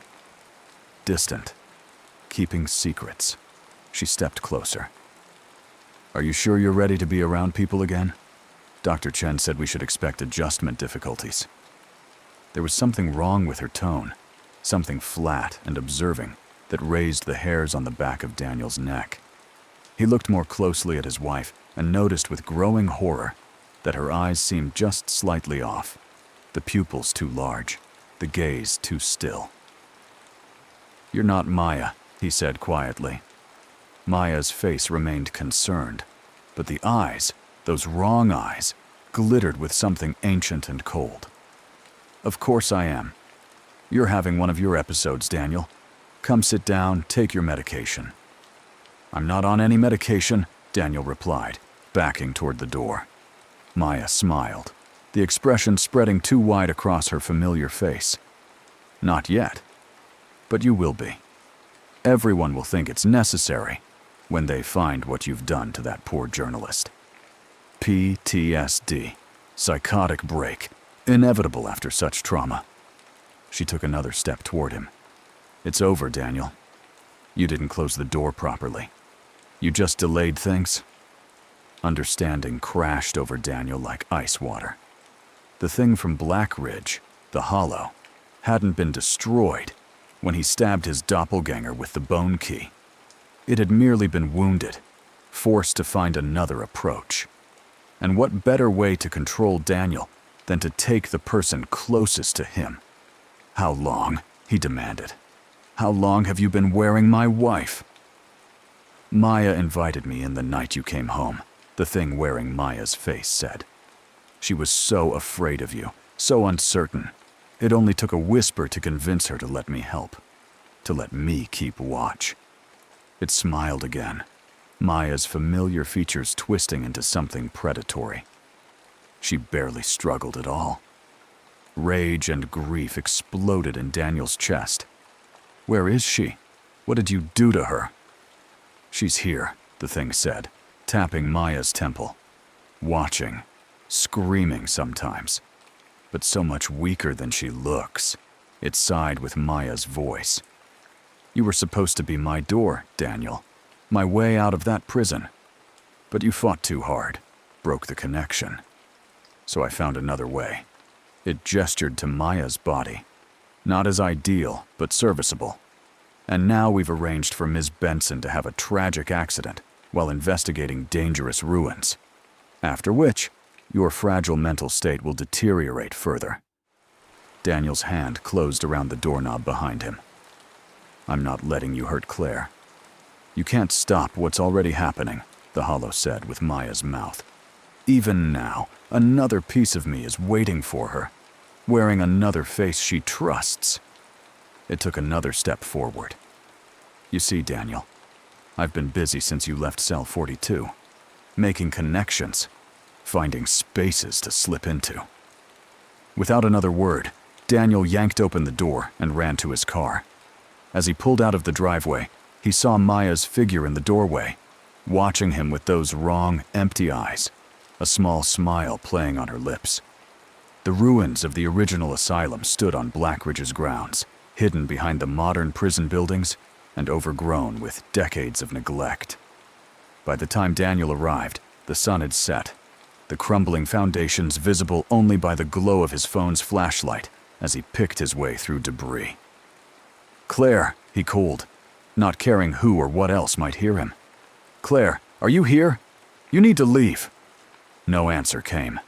Daniel cursed himself for being too late and continued deeper into the ruins, following what remained of the original structure to its northwest corner. There, half hidden by vegetation, a stone staircase descended into darkness. Daniel hesitated at the top of the stairs, the beam of his flashlight swallowed by the blackness below. Every instinct told him to turn back, to run as far from this place as possible. But if Claire was down there, facing what he feared she was facing, he began the descent, the air growing colder with each step. At the bottom, a narrow corridor stretched ahead, the walls damp with seeping groundwater. The beam of his flashlight illuminated familiar symbols carved into the ancient stone. The the same patterns from cell 42. Daniel followed the corridor until it opened into a larger chamber. His flashlight beam caught the edge of a figure standing in the center of the room. Claire, her back to him, motionless. "Claire," he said softly, afraid of startling her. "We need to go. Now." She turned slowly, and Daniel's blood froze. Claire's face was blank, her eyes unfocused. Blood trickled from her nose and ears, and her skin had an unnatural pallor in the harsh light.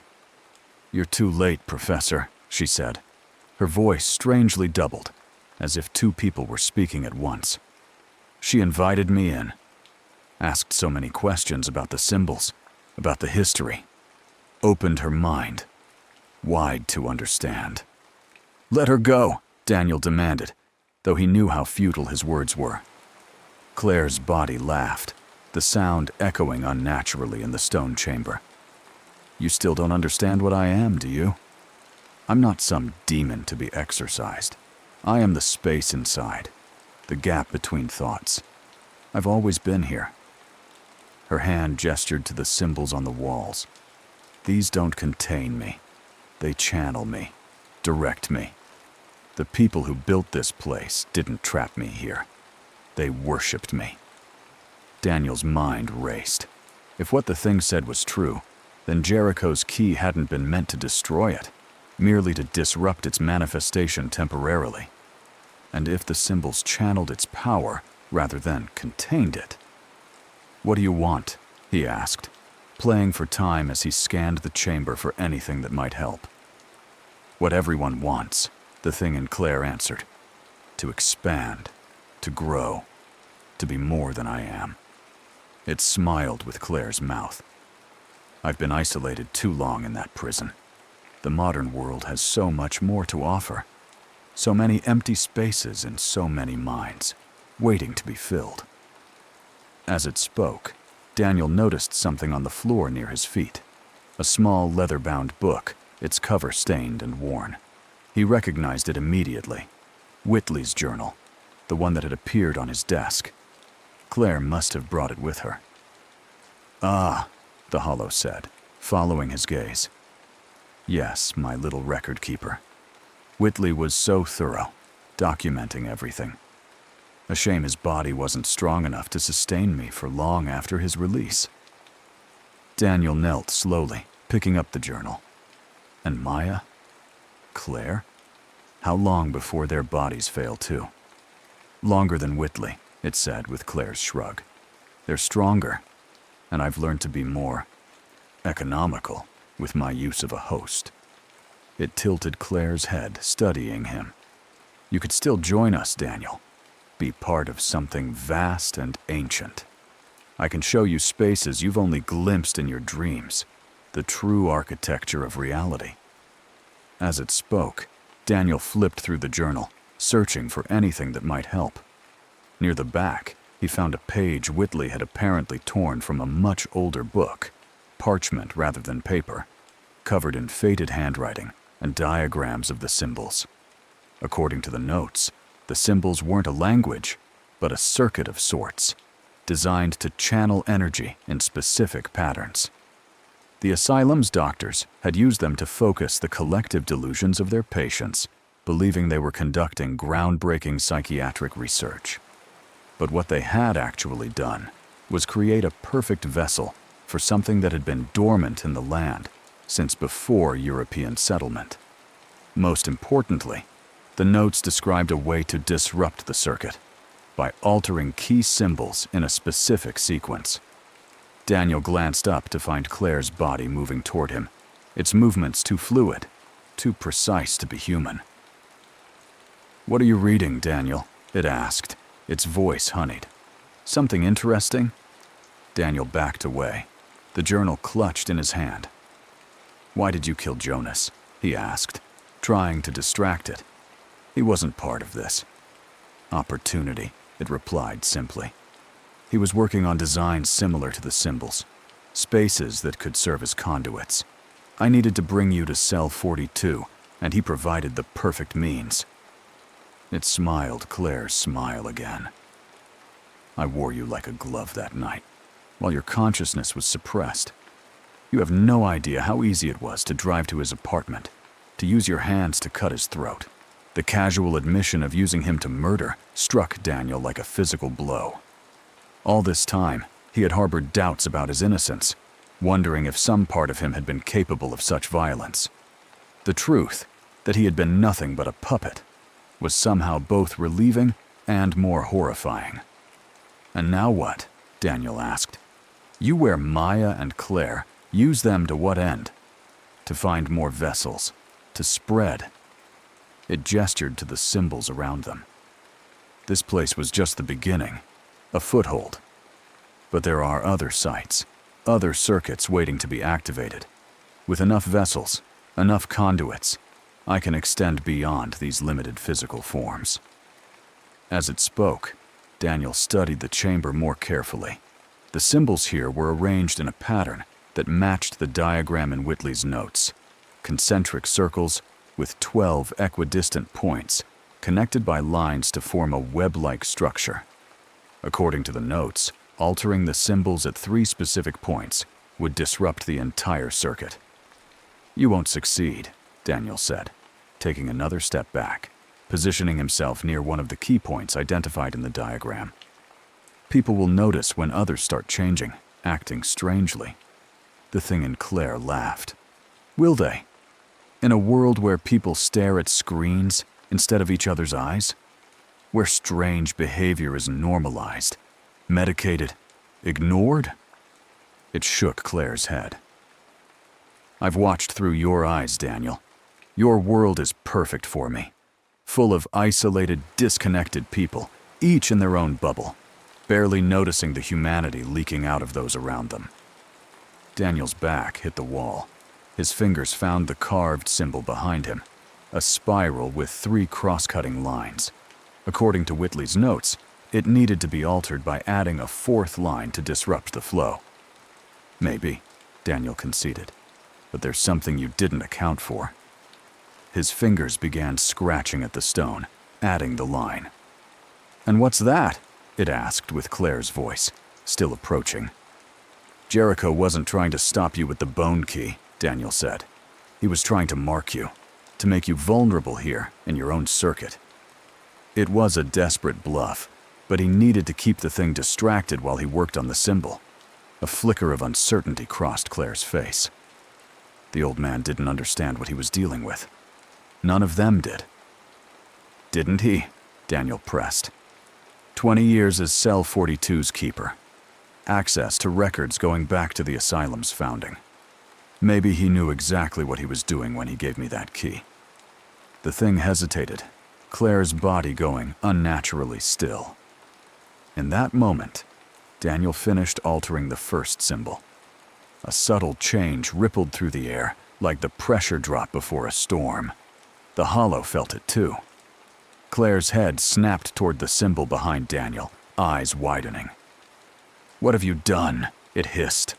Without answering, Daniel lunged for the 2nd point in the circuit, on the opposite side of the chamber. The thing moved with inhuman speed, Claire's body cutting him off before he was halfway there. "I won't let you disrupt what I've built over centuries," it snarled, Claire's face contorting with an anger no human features should be able to express. It reached for him with Claire's hands, but Daniel ducked under its grasp, shoving past toward his goal. He reached the 2nd symbol, a series of nested triangles, and began frantically scratching at the stone, adding a line to connect the innermost triangle to the outer one. A scream tore through the chamber, not Claire's voice, but something older, deeper, reverberating through the stone itself. The air seemed to thicken, making breathing difficult. The thing staggered, Claire's body moving like a marionette with tangled strings. Daniel didn't wait to see more. He sprinted for the final point in the circuit, a column near the chamber's entrance. The 3rd symbol was higher, above his reach. He jumped, fingers scrabbling at the stone, managing to alter just a portion of the pattern before Claire's body slammed into him from behind, sending them both crashing to the floor. "You think you can erase me?" The thing snarled, using Claire's hands to pin Daniel down. I was here before the first human set foot on this continent. I'll be here long after your species is dust. Daniel struggled, but Claire's body possessed strength no human should have. It leaned close, breath hot against his face. I'm going to wear you after all, Daniel, it whispered. Slip back inside your mind. Make you watch as I use your hands to break Claire's neck. Then we'll go home to Maya, and you can watch what I do to her, too. As it spoke, Daniel noticed something.